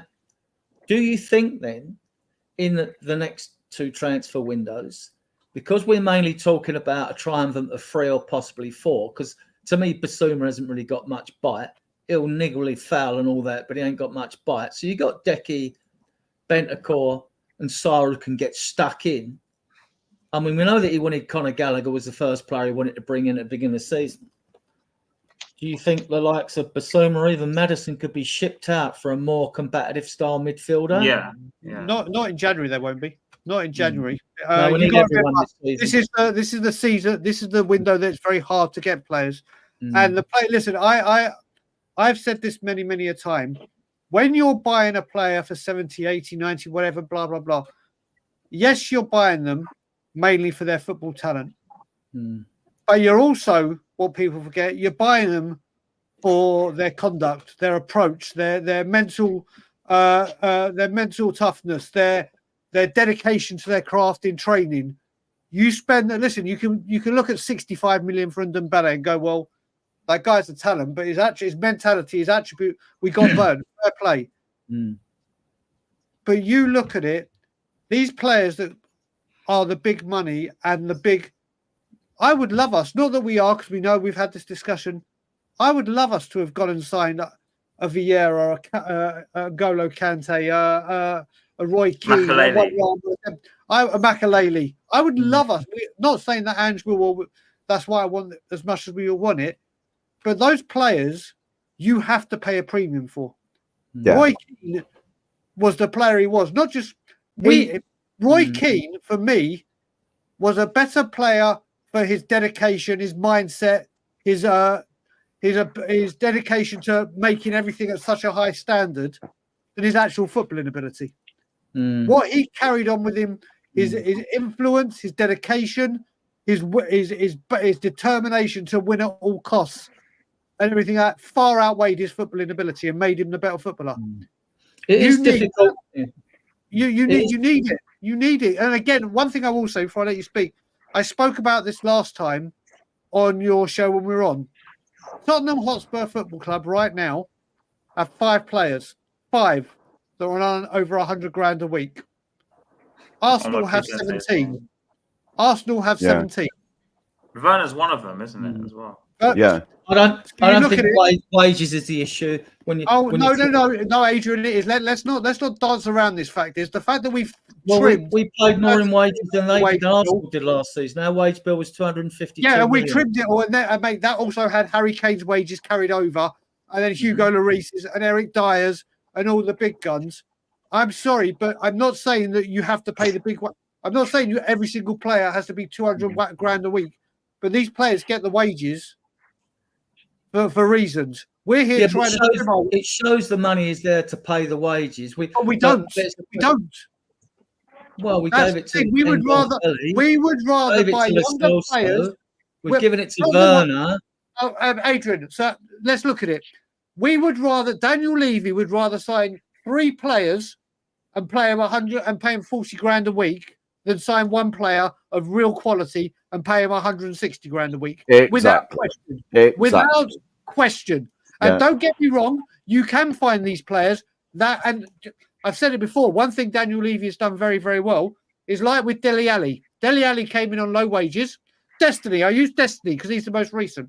Destiny came in on low wages. He got off to a great start. Spurs saw it and straight away said, right, we're going to give you a new contract and bump you up to 50 grand a week or whatever it was. Rather than waiting a couple of years and going, right, we're putting you on 80, 90, 100. They will stagger contracts up. And that's, I think some of the players, when we do that, it's a very, very good way to do it. But you cannot repeatedly do that and keep hoping that it's going to bear fruit. You need to bring in players that demand the big wages because they deliver on the pitch. Not we'll put you on 40, 20, whatever. And if you start doing well, we'll start staggering you up. There should be players in this football club that go, right, he's 160, 170, 180 grand player a week. Bang, he's in. But no, Spurs would... Let's use 180 grand a week.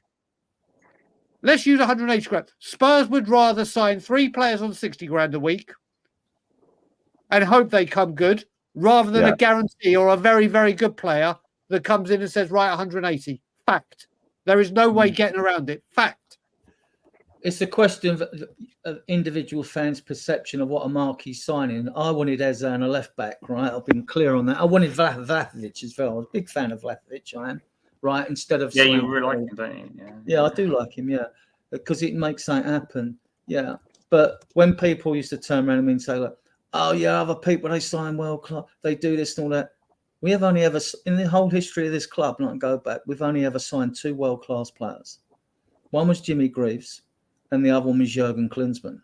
Any other players we brought in, like Bale, Modric, even Berbatov, you say, players have gone on to be world class, but they were never world class when we brought them in. Right? It's not to say we shouldn't. And I think the term world class gets bandied about too much.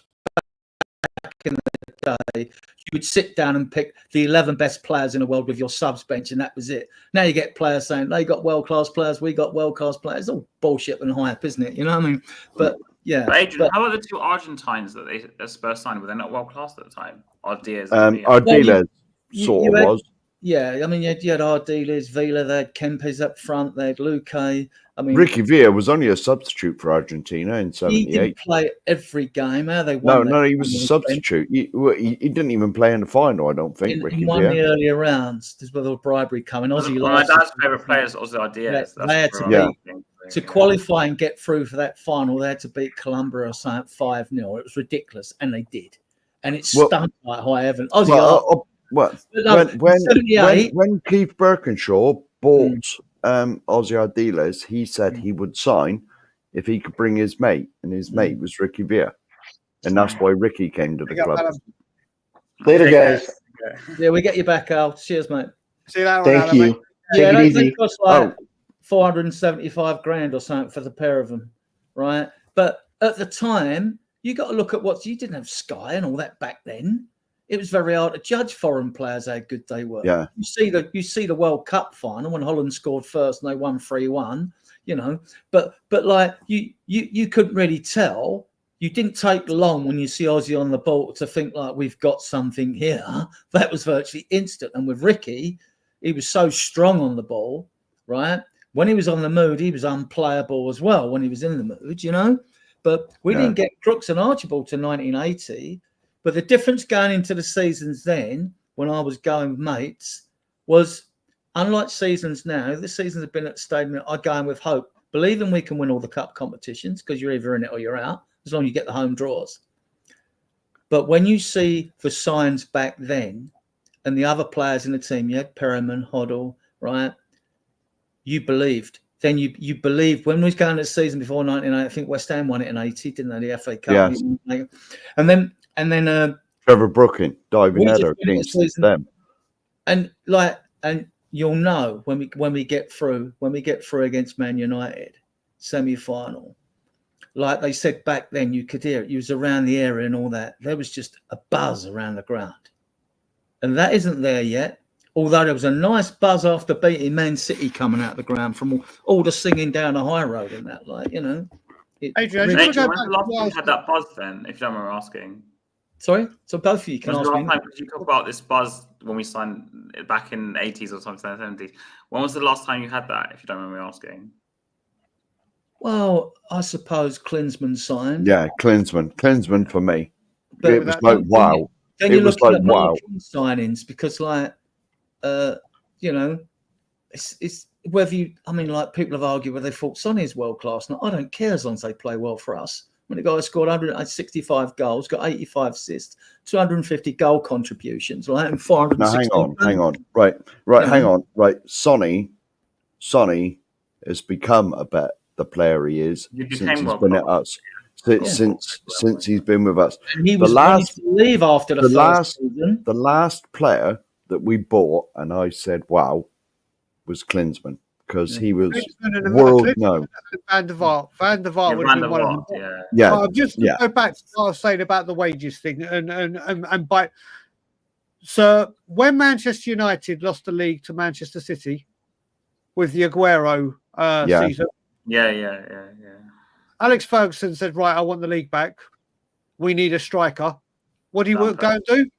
Well, Robin Van Persie, from his biggest rivals, said, right, the way you win the league. Remember, he was 30 at the time. Put him on the big money. Bang, went and got him. Manchester City were building. They just couldn't get over in the Champions League. What did they do? Haaland. That guy will win us the Champions League. What happened? Our aim continuously for this club, not for the fans, but for the club, is top four. Top four. I knew you were going to say that. I knew you were going to say that, Brian. Now you tell me this window, when we signed a player that said, you know what, that's top four. No. That because we don't pay the wages, because we would rather, this is what I'm saying. And we didn't spend what we could, Brian. Because, I mean, Sean Butler knows the finances, but Kieran Maguire, he's the financial expert. He lectures on football finance at the Liverpool University, so he knows his stuff. He's well worth following on Twitter or XCOM, whatever it's now like. And it's estimated that Spurs, like you say, cutting the wages and all that, and net spend was about 70 mil in this last window, right?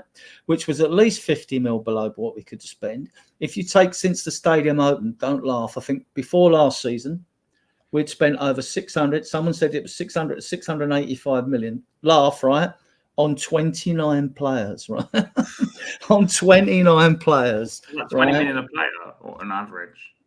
I think the season's averaged out at the 685. It averaged 137 million or 147 million a season we spent. We've all spent the money, but it's poor.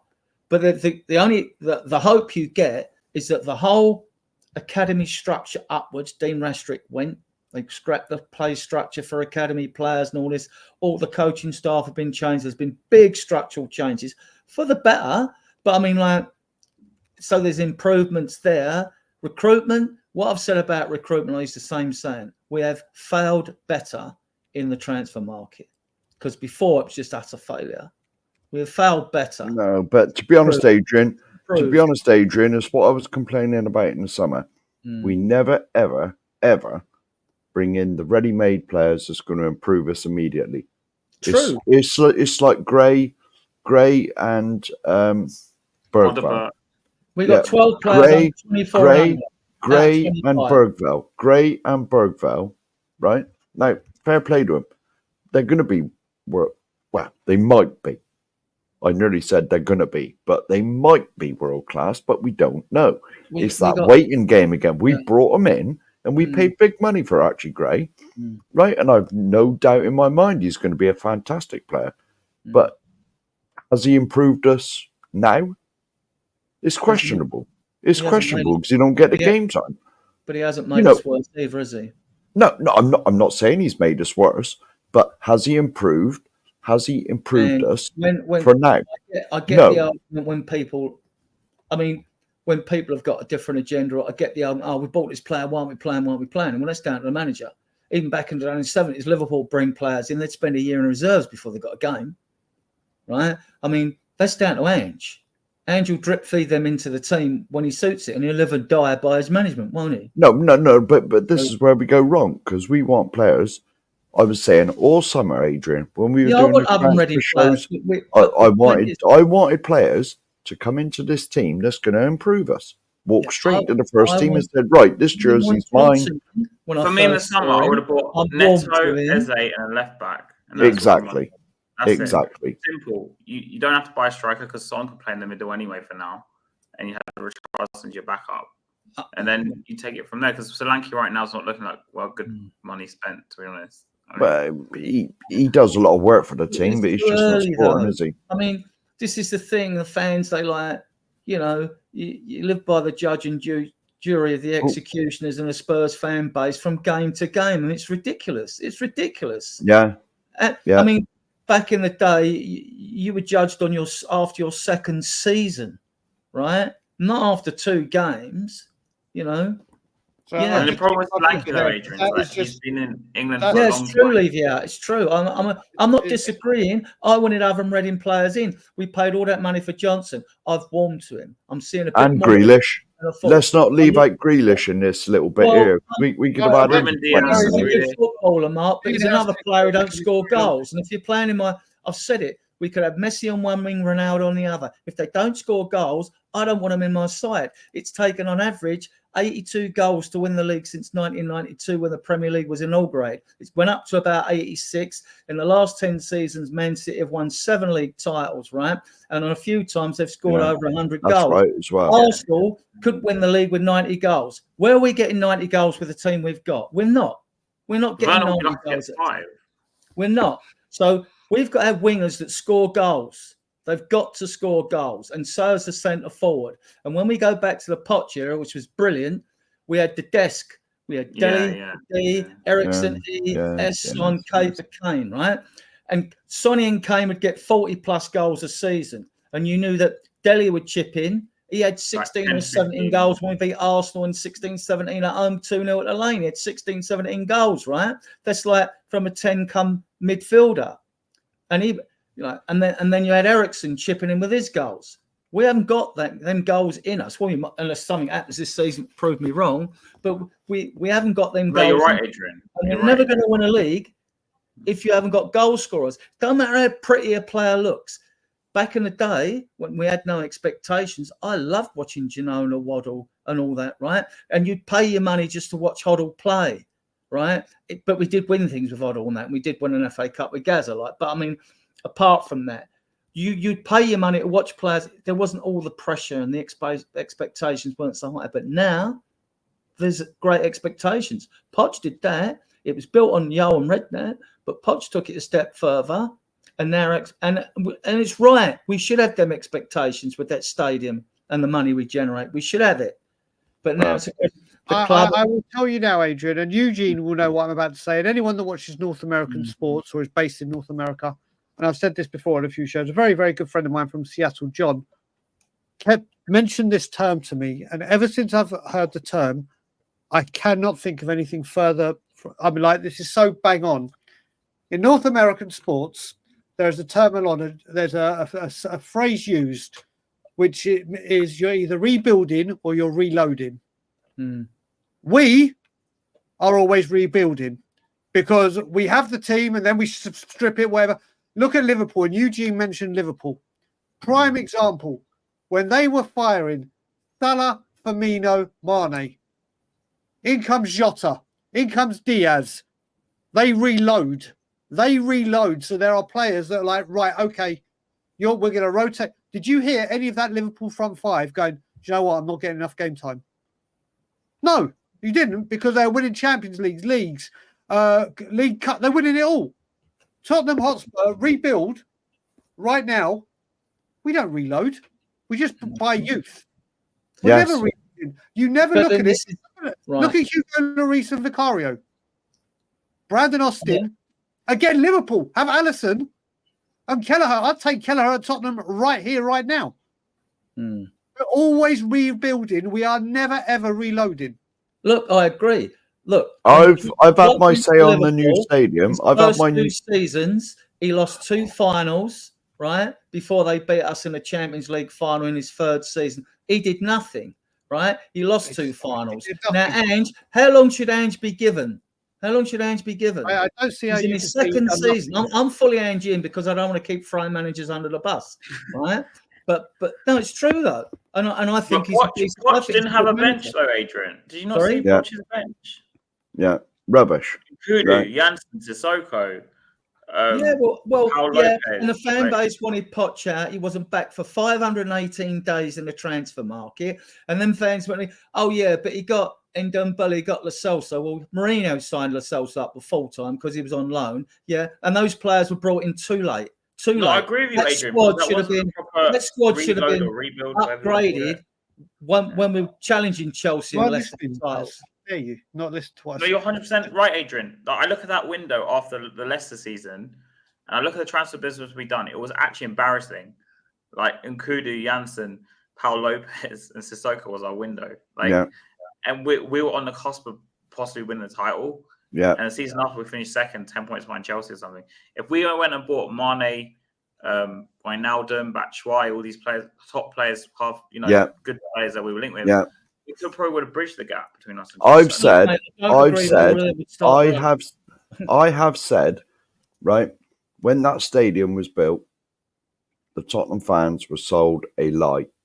When it was being built, they said this will make us compete. This will make us, this will help us close the gap on City and the other teams. Has it? No, because we won't spend the money. No, we would sooner. Hang on a minute, Adrian. Hang on a minute. I haven't finished. Right, we would sooner, if you got 120 million, we would sooner buy 6 players at 20 million instead of 2. Just going to walk into your first team at 60 million. That's the difference, isn't it? That is the difference. Prime example, when you want to go Klopp, I'll use it. And I'm going to give you the Liverpool equivalent and the Tottenham equivalent. Liverpool, Coutinho wants out. They say, no, we're going to wait, blah, blah, blah. They let him go because they knew they needed a world-class centre-back and defender. They get the money for Coutinho. Every single penny of that money went and bring them 2 elite players, and we all know what they went to do. We sell Kyle Walker, probably alongside Gary Neville, the best right back in the Premier League era history. I mean, I'd agree with that. Great small time. We get £50 million for him. 50 million. So you think that was a lot of money? That was a lot of money then as well. Best right back in the league, probably one of the best in Europe. He's been a stalwart. We got Kieran Trippier there who's doing well, but we are going to spend money on Sergio Aurier, Matt Doherty, Jed Spence, Emerson Royale, and then Porro. We are going to spend over £100 million to replace the £50 million player that we lost. I agree. That's the difference. Well, every time, if Spurs were to sell, let's just say, who do you reckon is the highest value player at Tottenham Hotspur? Probably. Let's just use Adrian. Who do you reckon right now? Don't say Sonny because obviously his age financially brings in without a doubt. But who would you say right now is the most prime real estate for Tottenham to demand transfer? Romero. Right, let's say Romero. Yeah, it's Romero or Van de Ven. If we sold Cuti Romero for XYZ, we wouldn't spend that money replacing it. Dragusin's already there. Just like Richarlison was the season before to replace Harry Kane. Dragusin's there. If we sold, let's just say Romero for £100 million, and Ange Postecoglou said, right, I want this defender, whoever he is, I'm not going to mention the defender, but he's £75 million. Not a single chance in God's green earth will Daniel Levy go, do you know what? Here's your 75 mil. Not a chance. I think it was on your show, Brian. 3 or 4 players with 100 million. That's what they'll do. I think it was on your show, Brian, that as soon as come on, you brimming idiot. Richarlison turned up. I said, "There's Harry's replacement." Do you know what? I didn't even. Because you could see it. My show. The first time I heard it was actually Sava. Yeah, I heard it went up. Harry Kane came in, and it was whilst Harry Kane was there, and he goes, "Listen." And do you know what? When I first heard Sava said it, I said, "Do you know what? You're right." But I also said, on the flip side, that was actually a stroke of genius because, not saying Richarlison, but I mean bringing in the striker the season before. Because if people know you've got Harry Kane money, you're looking for a striker. Everyone knows you're desperate for a striker, and he's going to whack the. So I'm not opposed to that kind of method of thinking.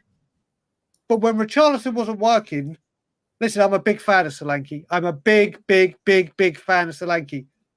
But when you lose a Harry Kane, there are very, very, very, very few people that can dine at Harry Kane's table. Very few. And to get a player of that caliber, you need to spend the big bucks. You can't just go, let's just sign a couple of maybes, a couple of potentials, and hope they turn into the next Harry Kane or great striker for Spurs. I don't want to say the next Harry Kane because that's going to be light years away till anyone gets near to his record. But this is the problem, Adrian. We sell the players, and then we say, right, we got 100 million. Rather than thinking, right, let's go get a replacement in a. Don't get me wrong. It doesn't mean the £80 million player definitely works because we saw Van de Ven. I didn't know a thing about him before we signed him. Absolutely brilliant signing by the club. Doesn't always work, but when you lose a colossal member of your team, you need to bring in someone of a very high standard, not just or like. Not saying us. Have you guys? Okay, I'm not disagreeing. I'll never defend the indefensible, but have you guys got a bit more hope with the recruitment team that we've got in place now than what we've had in the past? No, getting these deals right. Paratici was brilliant. I mean, like, he may be a crook, right? But he ripped up the structure for all the academies and all that. It was him who did all that, right? And he got good signings in. I mean, Bentancur and Kulusevski, and when we had good transfer windows, right? I mean, actually, January's been good to us. Apart from Dan Juma, you had Dele Alli come in, Mora came in, Porro came in, Bentancur, Kulusevski. Who else? Listen, there's no doubt, and even I can say this, and people know my feelings on this football or the ownership of this football club. Things have got better. Player identification, it has got better, but again, it's player identification for potential. Archie Gray looks fantastic. I think he's going to be good. Do I think he's going to come in right now and make a major impact this season? No, I don't. That's where we go wrong. That's where we go wrong. Policy of just signing young players with potential, which was reflected in our window in the summer anyway, is that by the time these players come good, and like I'm not a big fan of Archie Gray, but I know a lot of people think he's going to come really good. Let's assume he's going to come really good. By the time he's like this top number 6 or something, well, Van der Ven and Romero will be gone by that point, and Porro will be gone by that point, and then we'll have to go and fix another problem at the back, and then the cycle continues. And it's not just that. You add to that, as like I said earlier, then you start playing these youngsters or inexperienced players, and there's no leaders or experienced players to say, right, I'll show you the way, learn off me, whatever. You go from being the rookies to the freshmen to the seniors all together with no senior players to go, right, you should be doing this on and off the pitch, on the training. I think I brought this up last show, didn't I? Exclude Kulusevski out of there. Players, the other 13, the main, are all over 24. But look, Johnson, Moore, Lankshoe's in the squad, Spence, Udogi, Kulusevski, Gray, Bergvall, Odobert, Sarr, Dragusin, VDV. And I said how many of these players are oven ready. I mean, you could say Kulu is, right, out of these. But the rest, I mean, they're not. They're not. I mean, and they're developing. And then we're bringing in younger players on top of them. You're bringing on him, your main hook. We really need like a David and a Nabet. Blaskovic is coming in, aren't we? I've had it for quite a few seasons where I've said I would love it if, I know the club won't do it, but I'd love us to sign, like, for instance, not saying this player in particularly, but I think James Milner going to Brighton was one of the smartest bits of business you could find, not because he can guarantee everything on the pitch, but what he does off the pitch and the experience and what he's won and how he conducts himself and how fit he is. I would, if we had this window where we went and signed 3, let's just say 3, I'm not talking big money here, 3 really experienced 30-year-olds, 29, 30, 31-year-olds that have been there, done that, won it, whether it be Europe, England, internationally, that can come in for a season or 2 and just show these boys how to do it on and off the pitch, I'll be over the moon. Over the goddamn moon if we could sign some real, like when we signed Scott Parker. Yeah. Like when we brought Wilson, I will say it every single time. The very, very first time we got Champions League football with that Peter Crouch header, yes, Peter Crouch scored the winning header and takes all the plaudits, had nothing to do with him. It had to do with a Honduras man called Wilson Palacios. He was such a good player, man. That man was when defensive midfielders came in, we had no bite. He came in and got the ball and gave it to your Modric, your other players, just to go, there you go, here's the ball, you do. I'll do what I've got to do, so you do what you need to do. The reason we got Champions League that season, yes, it was the Peter Crouch goal, yes, the Danny Rose, but Wilson Palacios was a massive factor in that. Massive. Without him, we didn't get Champions League football. That's simple to me. But he was literally like you said, when number 6s were, you had obviously Makelele was at Chelsea still. Yeah. He was like a proper old school number 6, wasn't he, Palacios? He was exactly. I remember the story as well. We wanted him, and Man City wanted him, and we wanted Bellamy, and so did Man City. And Spurs and Man City actually spoke, and they said, like, we need Bellamy more than we need Palacios. We're like, we need Palacios more than we need Bellamy. So it was like, bang, off you go. Wilson Palacios was absolutely, and again, I'll say it again with the last season at the Lane when we got seconds. Harry Kane and Desk and all that will take the plaudits. Wanyama for me was by far, by a country mile, our best player that season for me. What he did in that partnership with Dembele was, I just wish we'd got him a year or 2 sooner. Wanyama was an absolute. Wanyama and Palacios, I will always say, are 2 of the main reasons we got Champions League football the following year. Sandro, well, as much as I would like Eze, it's glaringly obvious that we need to fill the left back position first. We do. Shown us up there as already left back. This window, we're not getting Eze. If anyone thinks that Eze is coming in Forget it. It won't be January, no. This window, in all honesty, all right, we got the Korean winger coming in. For me, the most important thing and easily to get is a left back and a goalkeeper. Yeah. I'm not being funny though, but Austin, Josh Keeley, Gunter. They're not good. As I've said to you, you look at, like I said, Alisson, Kelleher. You look at that. I've said this the whole time of Hugo Lloris, the whole 10 years we had them. Every single second goalkeeper we had was never there to challenge him. It was, if you're injured, if you're suspended, if we need to rest him in a cup game because we're not taking cup seriously, you play. But if Hugo Lloris is fit, does not matter what form he's in, he plays. No Gazaniga. No, you can go through all of the ones we had. Not one of them. Well, Vicario played every game last season. Every game. Not one of them were here to say, right, you fuck up. I'm coming for your shirt and you're going to have to fight it back. It was, if we're injured, if you're suspended, if you need to be rested, you play. And I worry, if people think Forster, or people don't, he's not good enough. The drop-off is huge. Austin Whiteman, drop-off is huge. Keeley is going to be good. Gunter is the one. Gunter is one for the future, without a doubt. Out of all of them, Gunter is the one. But again, there is not a goal. Every time the lineup comes out, whether you're a fan of Vicario or not, whether you think he flaps at corner, whatever, if Vicario isn't goal, every single Spurs fan is like, oh, here we go. We're just from the goalkeeper. If Liverpool see Kelleher, they're like, oh, wicked, Kelleher's played. Oh, Alisson's played, brilliant. Yeah. And people go, oh, yeah, but then they're going to want first-team football. Do you hear Kelleher moaning? Do you hear? No. But there's no... Because they're winning things at Liverpool. They probably have a plan. Hello. Well. Yeah. It's amazing, isn't it, what winning can do? And they have a plan. I think Slot probably has a plan for them. Not that we know of it, but if we look at the way Liverpool conduct themselves in the market and the way he's dealt with them so far, and Klopp did, he probably has a plan with them to do something. Yeah. So, I mean, at Spurs, when I look at us, the biggest mistake I see is that there's no plan. Even when you talk about the transfers, it's like a scattergun approach.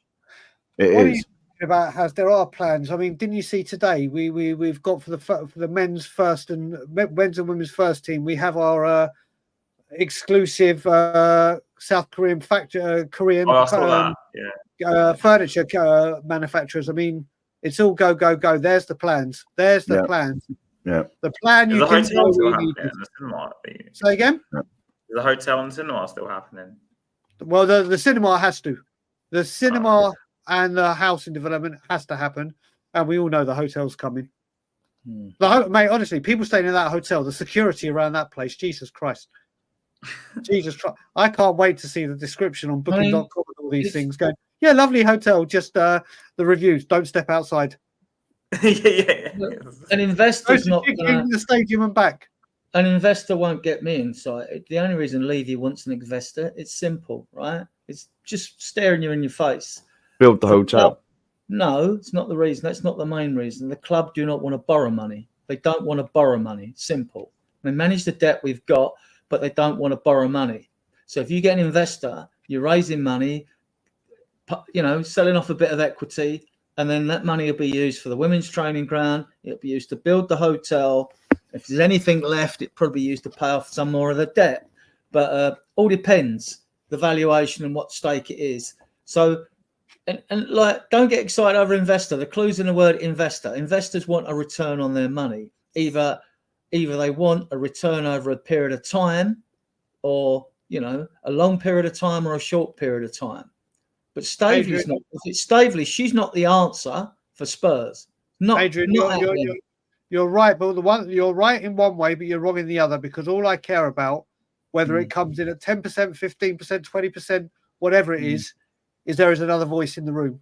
There is someone that will say, right, listen, my money's at stake as well now. It might not have they will have a voice. Obviously, Levy will have the louder voice, but if there's a voice in there going, do you know what, I want to do it this way, for the investors to go, do you know what, this sounds like an idea. Like, I know, I'm not going to go into names or whatever. I know factually there is a director at Spurs that is absolutely furious with the Save Our Seniors and what they're doing. Absolutely fucking furious. There is another one that wanted, or the same person that wanted to spend big on a couple of players and wants to do. I'm not going to give names or anything like that, but I know this factually.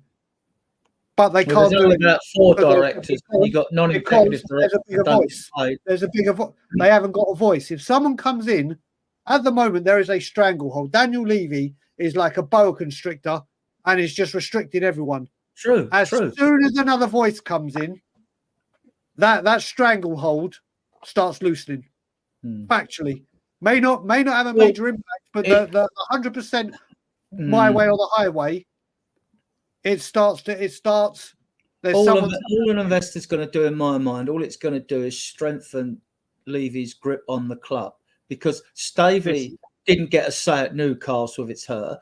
I could actually see like a Staveley type investment coming in and an American investment coming because of the NFL. I could see two. That would strengthen his position even more, because then, mind you, it's all got to go at the shareholders. There's 30,000 small shareholders, right? But then, like, you know, then you're thinking like, well, who's going to actually buy the club? And then look at it this way, right? Don't like to be pessimistic about this. I don't mind new owners, but I'm old school, you know, hang on to nerves for fear of something worse. I want to know what's coming in. Then I'll take a new owner.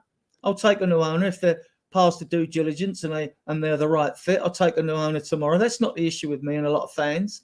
It's just that just don't throw everything out the, you know, don't throw the baby out with the bathwater. I mean, like, because like you want to know, I want to know who's coming in. Right. Listen, Adrian, I'm going to challenge you on this as well, because I'm sorry, but new owners come in. If we have fan base, and obviously myself has Mark very much so, I'm not going to speak for you, but I can say I know these two, and I know they'll agree with me. If sections of this fan base are prepared to give this bastard 25 years to deliver nothing apart from a stadium, a nice training ground, and one trophy. Whatever new owner comes in, I go into every season we go into a season with Levy, I go, right, we're going to challenge for top 4. We're not going to try and push the boat out. We're not going to go anywhere. Yeah. We're not going to take cups seriously. As long as we get top 4, so we get to hear that lovely music that apparently brings in the great players, but has only brought in Rafa van der Vaart and Ivan Perisic, who are at that level, and they were both on the way down. If someone is prepared to give them 25 years to go into every season going, yeah, top 4 is all we can go for. New owners come in, don't care who they are. I will have the belief and hope that, you know what, they're going to treat football seriously. They're not going to think football second. They're going to want to bring back the prestige of Tottenham Hotspur being associated with cups, getting to finals, winning them. I want to see if we can give this bastard 25 years to do this, just to go, yeah, well, if we get top 4, let's go for top 4. I will give the new owners, whoever they are, a good chunk of time to deliver on what they want to do. The sort of owner I would like. Top 4 is meaningless. Meaningless. Like top 4. Alphabet, who are owner of Google, that are worth $1 trillion, or Elon Musk, or Microsoft, and Gates Corporation, or something. That's the sort of owner you want. And the reason you want that sort of owner is because they've got more money than they can spend. And they could spend $5 billion or $4 billion or whatever it is and buy the ground. And they wouldn't be buying the ground and not spending all that money for return on the money. Because Bill Gates, if he bought Spurs tomorrow, Elon Musk, he probably wouldn't see a return on his $5 billion in his lifetime. So why are they buying a shiny jewel in London? They're buying it because they're that rich, right? They can use it to enhance their global brand. They can use Tottenham, right? Because they'll have thousands of companies. Then they'll have loads of business partners. And once they come in and take over a club like Spurs, or prime right for buyout, then it'll generate more business for them in the long term, because all these companies and other partners will want to want a part of the action as well. So sponsorships and everything else will go through the absolute roof. But if someone comes in, a conglomerate of Stavey with half a dozen people, well, to me, you can go and do one, because you're never going to take us forward. They're never going to take us forward, because you don't invest. Most people, apart from leaving club, you don't put money You don't buy a football club basically nowadays to make money. How many make money? Spurs does, right? Spurs does. How many of them make money? So they're like a trophy to the owners, basically. They're like a trophy. Now, they've got to be able to use that and get some return. Otherwise, you wouldn't bother buying a club in the first place. So to me, we need one of these multi-mega billionaire owners or companies to come in and buy this football club, not someone who wants to buy a poxy 10%. That will get us nowhere, mark my words. And I don't mind new owners. I've got nothing against having new owners, but I want the right ones. You know, I will tell you, when the day finally comes, I don't care how old I am, and it says Spurs have new owners, I think I might stream for about 72 hours straight. I am going to party. I might do a Forrest Gump and just go running and end up in Vancouver. I don't know what I'm going to do, but I will party. Men seen running naked through the streets of Ontario. You know what? I've got a group of friends, and what they've done is sheer brilliance. There's about 15 of them. And since we've moved into the new stadium, every single month, the 15 of them each put £25 in a bank account. Every month. And they are just keeping it in there. And the very second that we are bought out, they are stopping work. They are stopping everything. Whatever that bank account has, they are going on the biggest bender that you could ever see. They've said, like, if we've got enough, we're going to Vegas. We aren't stopping until the whole lot has gone. £25 a month, 15 people are doing it every single month since we've opened the stadium. I thought you'd be on the first plane back to London, Brian, and man seen naked running down Tottenham High Road. I won't be doing anything naked. I won't be doing anything naked. Right, all right, but if he's smothered in tattoos, if he's smothered in tattoos, Brian will. I would be very, very, very, very, very close to saying, right, listen, darling, I need to fly home. I need to fly home. Yeah. I would literally, I don't know what I would do when that day happens. But I wish I'd got involved with this £25 a month. Not that I'd have drunk anything, but we would have been going Vegas. We would have been going like, it's going to be insane. It's going to be insane. But hopefully that day comes very, very soon. I don't think it is, unfortunately, but it won't stop me trying. Won't stop me trying. You want owners. You don't want like the Glazers who took 600 million out of Man United and things like that. You know what I mean? Before. What you mean? And still won trophies and gave managers 90 million to sign players. What would I take the Glazers? Right. Basically, the Glazers delivered on the pitch with silverware, regardless what people think, but haven't delivered on the stadium. Whereas we've delivered on the stadium now, and this stadium was meant to bring us to the glory, and it hasn't. As I said earlier, we were sold a lie. Finances were that I don't think Man United had £1 billion debt before they could take money out of the club and things like that. Listen, as I've said, I went on We Are Tottenham TV when I spoke to Simeon and Ben, and Simeon said to me, we started talking about winning the trophies, and he goes, would you take Ten Hag at Spurs because he's won 2 cups and got finished? Hell yes. So if you had given me Manchester winning a back-to-back Carabao Cup and FA Cup all day long, and then he said, yeah, but Manchester United, he goes, he's going down as one of Manchester United's worst managers. If he'd done that at Tottenham, he'd go down as our best in Premier League history. There'd be a statue outside. Not only that, you look at it, Manchester United, since I've been alive, and obviously, Adrian, I'm not as old as you and Mark, respectively. I know ageism would come into it. We've won 6 trophies in my lifetime. In 1981, I was 1 turning 2. In 82, I was 2 turning 3. And in 84, I was 4 turning 5. The 3 trophies I remember, 91, 99, 08. Manchester United won 3 cups in 1 season. Manchester United won the 6 trophies I've seen in my 44-year lifetime in 2 years. Sorry, 3 years. 3 years.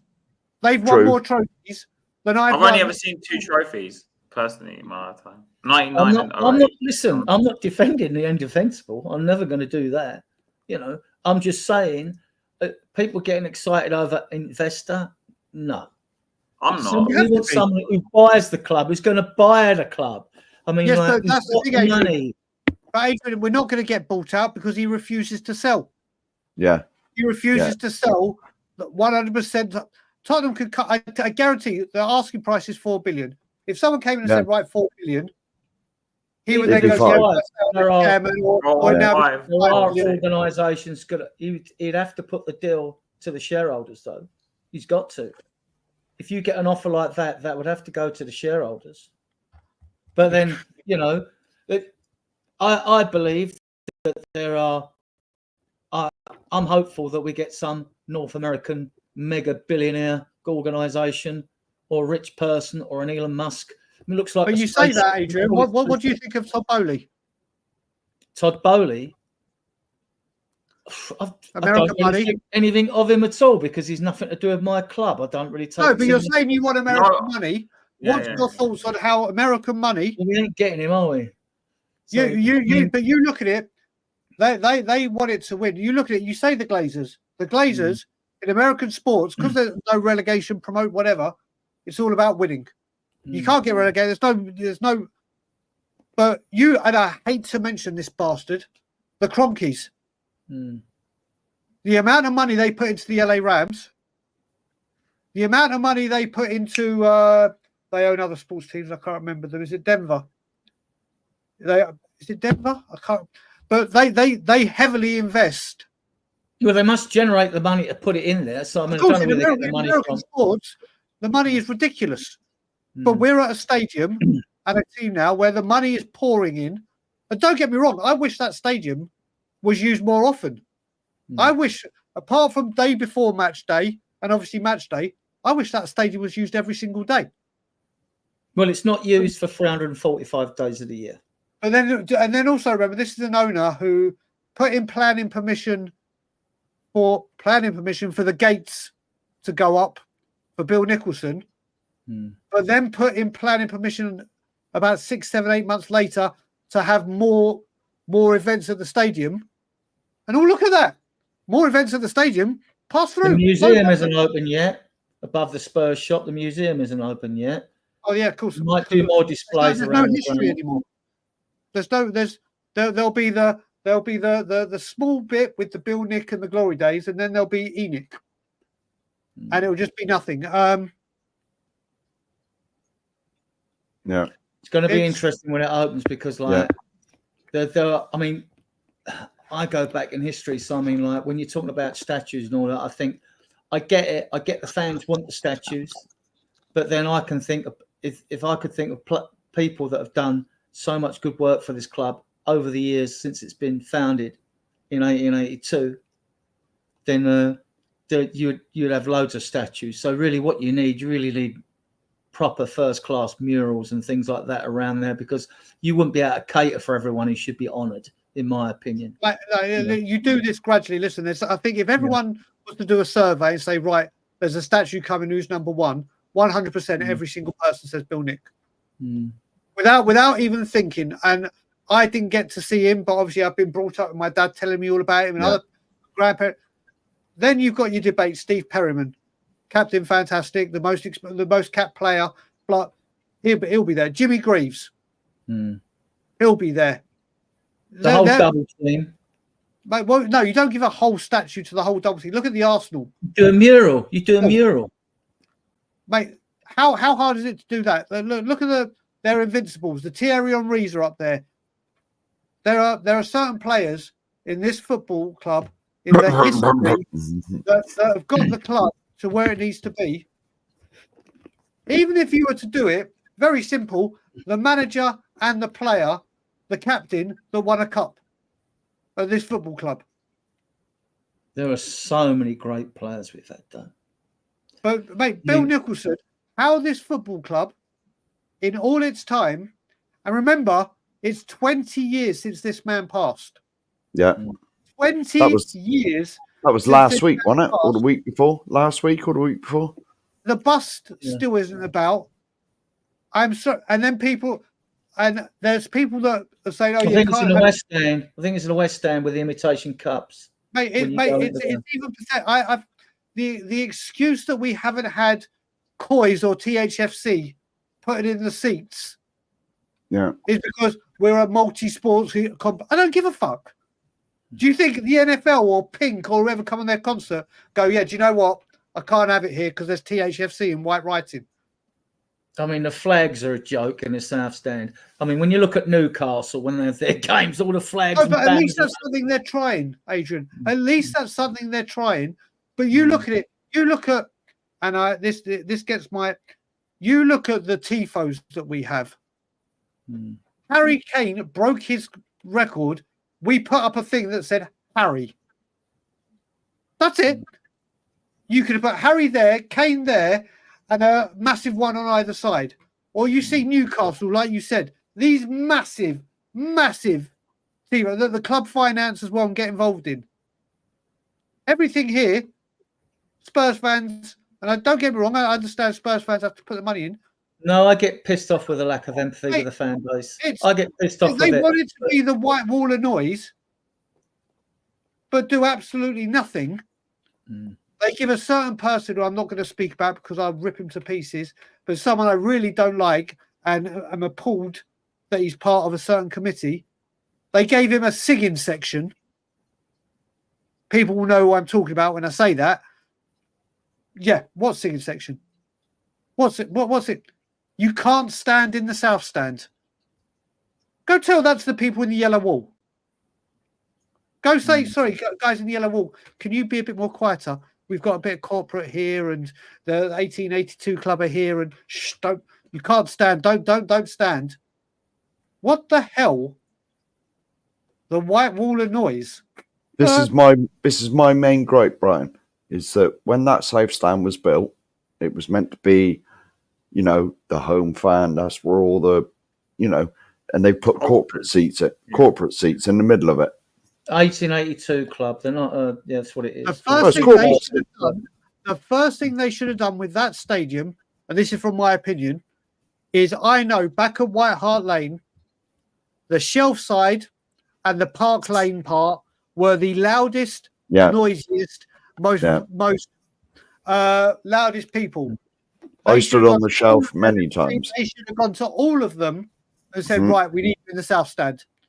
You guys, you choose your seats, but we ideally want to get as many of you, rather than in two stands, we want you spread out or upper. We need you in there. We need you in there to be the pace setters of all the atmosphere. Now it's pockets here, pockets there. It's like I was there, and literally when the Levy Out chants got sang, and when they got started, you'd have people in some section there, a few of them, some over here, some over there. And then the funniest thing I heard with all that, when Levy Out was getting sung, people next to us were trying to combat it with the song "If You Know Your History." I was like, or the radio DJ would turn the music up. Yeah, exactly. But this is the thing. That thing. Listen, the atmosphere I've heard on Wednesday was incredible. It was. The game, the Arsenal game, we won 3-0. Yeah, it's the loudest I've ever heard it. The loudest ever. It's just that stadium should be a symphony of a crescendo. It should be volatile. It should be toxic. And when I say toxic, I mean for the away fans and the away players. You don't get a lot of noise from the West End, do you? But the East End, where I'm like East End Upper. I'm right up the top, 5th floor, quite close to the South Stand, about a little block in block 530. And I give them their due there, though. They all do get up and sing, "It's the Shelf side, it's the Shelf side." It's not the most exciting song for me, but they do it.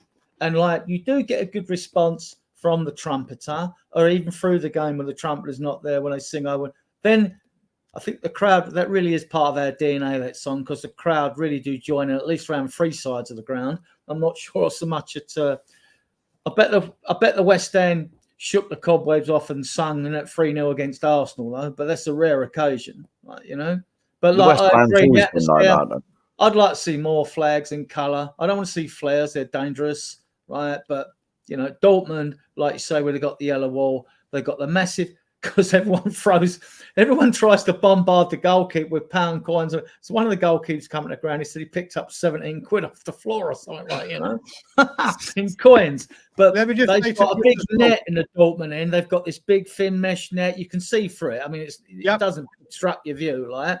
But But like, Chris, you know, I want to say to Chris as well, because then I'm going to have to go, because I've just realised I told my wife I'll be 15 minutes for 3 hours. I told my wife I'll be 15 minutes, 45 minutes ago. Now I'm just getting the death stare. But I will say to Chris, where he said Gaza wasn't invited to the last game of the season, it's right, but it wasn't because they didn't want him there. I can let you know at that point, let's just say he was either just coming off or going through a off the wagon kind of moment. And it was, it's not the right scenery. He was invited, or the invite was extended to say, listen, Gaza, if you're in a good place. But it was deemed, I think Mabbott spoke to him or whatever, and it was deemed it might not have been appropriate because it could have ended the way that unfortunately sometimes happens with Gaza. So I know 100% for sure. Because I was actually thinking that at the time, and then I did a bit of digging with the resources that I knew and found out, he wasn't in the best of places at the time. So as much as I would have loved to see Gaza there, and I would have hoped he would have turned up and Mabba would have looked after him, speaking as a fellow addict of the same demon, scenarios like that and settings can certainly... I didn't go to the Scotland Yard for the Ajax game when Mora scored the hat-trick. It was the closest I'd ever come to drinking before then. I was like, right, if I look at it now, if I'd gone to the yard at half time, I would have left the yard because they wouldn't have served me. I would have gone to another pub, got served, and gone on a bender because we've lost the Champions League semi-final. And then if I stayed and we'd won, I'd have gone to another pub and gone on another bender. Because so there's certain times where you just got to be like, do you know what? Step back. Yeah. So I believe it was invited. It was just deemed not the right time for him. But on that note, I am going to let you go. Right. Just so you know, I'm going score prediction Villa 3-3. I think it's going to be a mad one. I'm going 2-1 Spurs. I said 2-2. I said 2-1 Spurs as well. And now, Brian, before you go, we'll let him finish with his lead. Yes. But first of all, before he does, I want to thank all my guests. You know you are, those that are on, yeah? I want to thank everyone in the chat. We've had a steady 40. 35 to 40 watching us for 3 hours, which is excellent. Like I say below, you can see below, our shows go out live every Tuesday, Friday, and Sunday at 8 o'clock GMT. If you can please subscribe to the channel and leave a comment, that really helps the algorithm. Hit the likes. We bring you good content. I always try to bring you fact-based. We are a discerning, mature, and sensible Spurs group, right? People like our shows from the feedback I've got. Sorry? No, I just went like this when he said sensible. Yeah, when you said sensible was... Let me just tell you, I'm getting the death stare. It's intensifying. So before you carry on, I'm going to go before I'm decapitated. So everyone, have a great weekend, whatever you're doing. I will speak to you all soon. Love you all. Great weekend. We'll get you back. And as always, Levy out. And on that note...